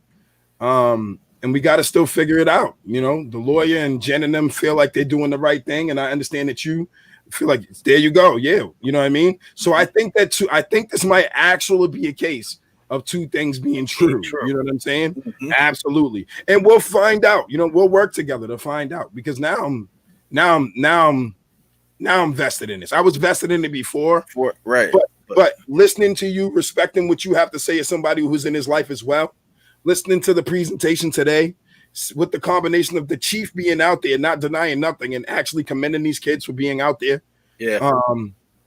It's murky. And so we need to clear the water up for sure. And we will. I agree. You know, lawyers get paid. That sucks, but lawyers get paid, and she's getting. And I feel she has it. Yeah, she has a doctorate actually. She got it last year or a year and a half ago. I feel you. I think that once we have this conversation, and here's the key. I've been very effective in this city because even if people say things that I don't want to hear necessarily, I'll stay at the table long enough to finish the conversation. And that's all I would ask for all parties, to not get aggravated to the point that anybody just jumps off the conversation. Right. You know what I'm saying? So I hope that we can all come together and make it through the entirety of the conversation, even if we disagree on subtleties and stuff like that, because there's a solution here. There's a solution here. You know what I'm saying? So, oh, wait, he said, yep, on his back. She told me that. Again, I don't know. I wasn't privy to none of that information. I don't know. I'll take your word at face value for it. And when we have a conversation about it, it'd be awesome. I went to professional courtesy 2 weeks ago. I believe you, brother. I do. Yeah. I met you today. I believe that you are a consummate professional. Absolutely. I believe in your passion and everything. She was initially responsive, but stopped. Sometimes shit's overwhelming right now. But let's just bring it together, man. Yeah, we're gonna bring it together. That's what we're gonna do. I understand 100%, bro. We're gonna bring it together because I want to know. I really do think this is a case of. I really think this is like the what do they say when it's like the. It's some kind of phrase they use for like when the perfect storm. You know what I'm saying? Like, I think this is like literally a perfect storm scenario. You know what I'm saying? Where mental health, community policing, over aggressive practices, and all of that combined into a bad situation. But I could be wrong. I don't know. I'm willing to admit that.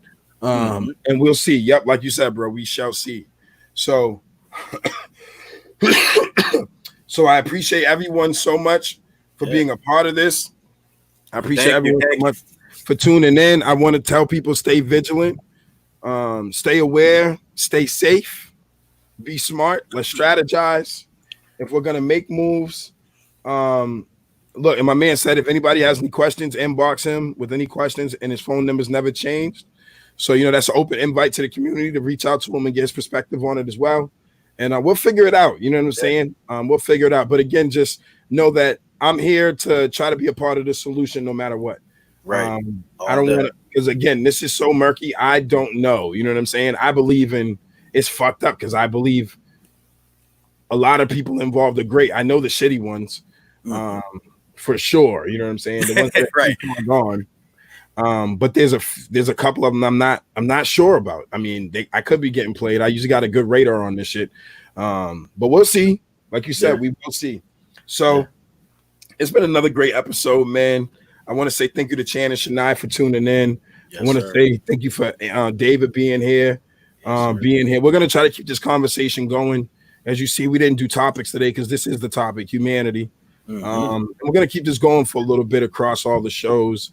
Don't forget this Wednesday will be the first installment of the His and Hers with me and my wife. We'll talk about a lot of this stuff too. Talk about how this, you know, how she felt as a wife with me going outside into all of this crap, all of that good stuff. You know what I'm saying? Sharing it from the mother's perspective, you know, all of that. And don't forget on Fridays, we have the Den show on the Dinner Club podcast back together. And again, we'll be addressing some of this stuff. Another melanated woman, Nina Lore, will be there. And my man Thorne will be there to talk about some more stuff, and Tyson's willing to, you know, jump on any episode to get some more feedback as well. So we're just trying to mix it up a little bit. I'm hoping at some point there'll be shows going on without me in it at all. So, but again, this is the people's podcast. This is about bringing people together and finding common ground and getting to the truth by actually confronting each other. You know what I'm saying? Thank you, Renee. We appreciate you so much. Thank you, Scott. Great podcast. Love the perspectives. We're trying, man. I promise you sometimes we might have the perspective you want to hear, but we're open to have the conversation about it. And we appreciate you guys so much, man. David, you want to hit people with anything, talk about any last words, and then I'll let my man Tyson do his one too.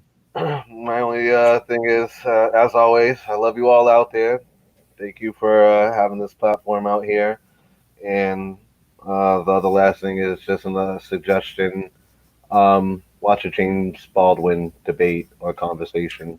Catch up with some stuff. That's one thing that I did right after I came home from the protest last night is just watch a couple of his videos. And I don't know, personally, that's what it's very relatable to what is going on right now in this situation. You could just pick anyone and put it on. But that's all. Love you all. Thank you. Thank you, bro. Right. Thank you. All right. And thank you again for joining us. And as always, this was food for thought. No matter what you eat, just clean your plate. Peace. Peace, guys. I got drive like Uber. On the road like the runner bee. These coyotes can't catch up with me. Got these heads blowing like TNT. I got drive like Uber. Yeah, all these lions in this pride with me. Hunting on the daily cause the dream ain't free. Gotta get it now. Time to wait for me. I got drive like Uber.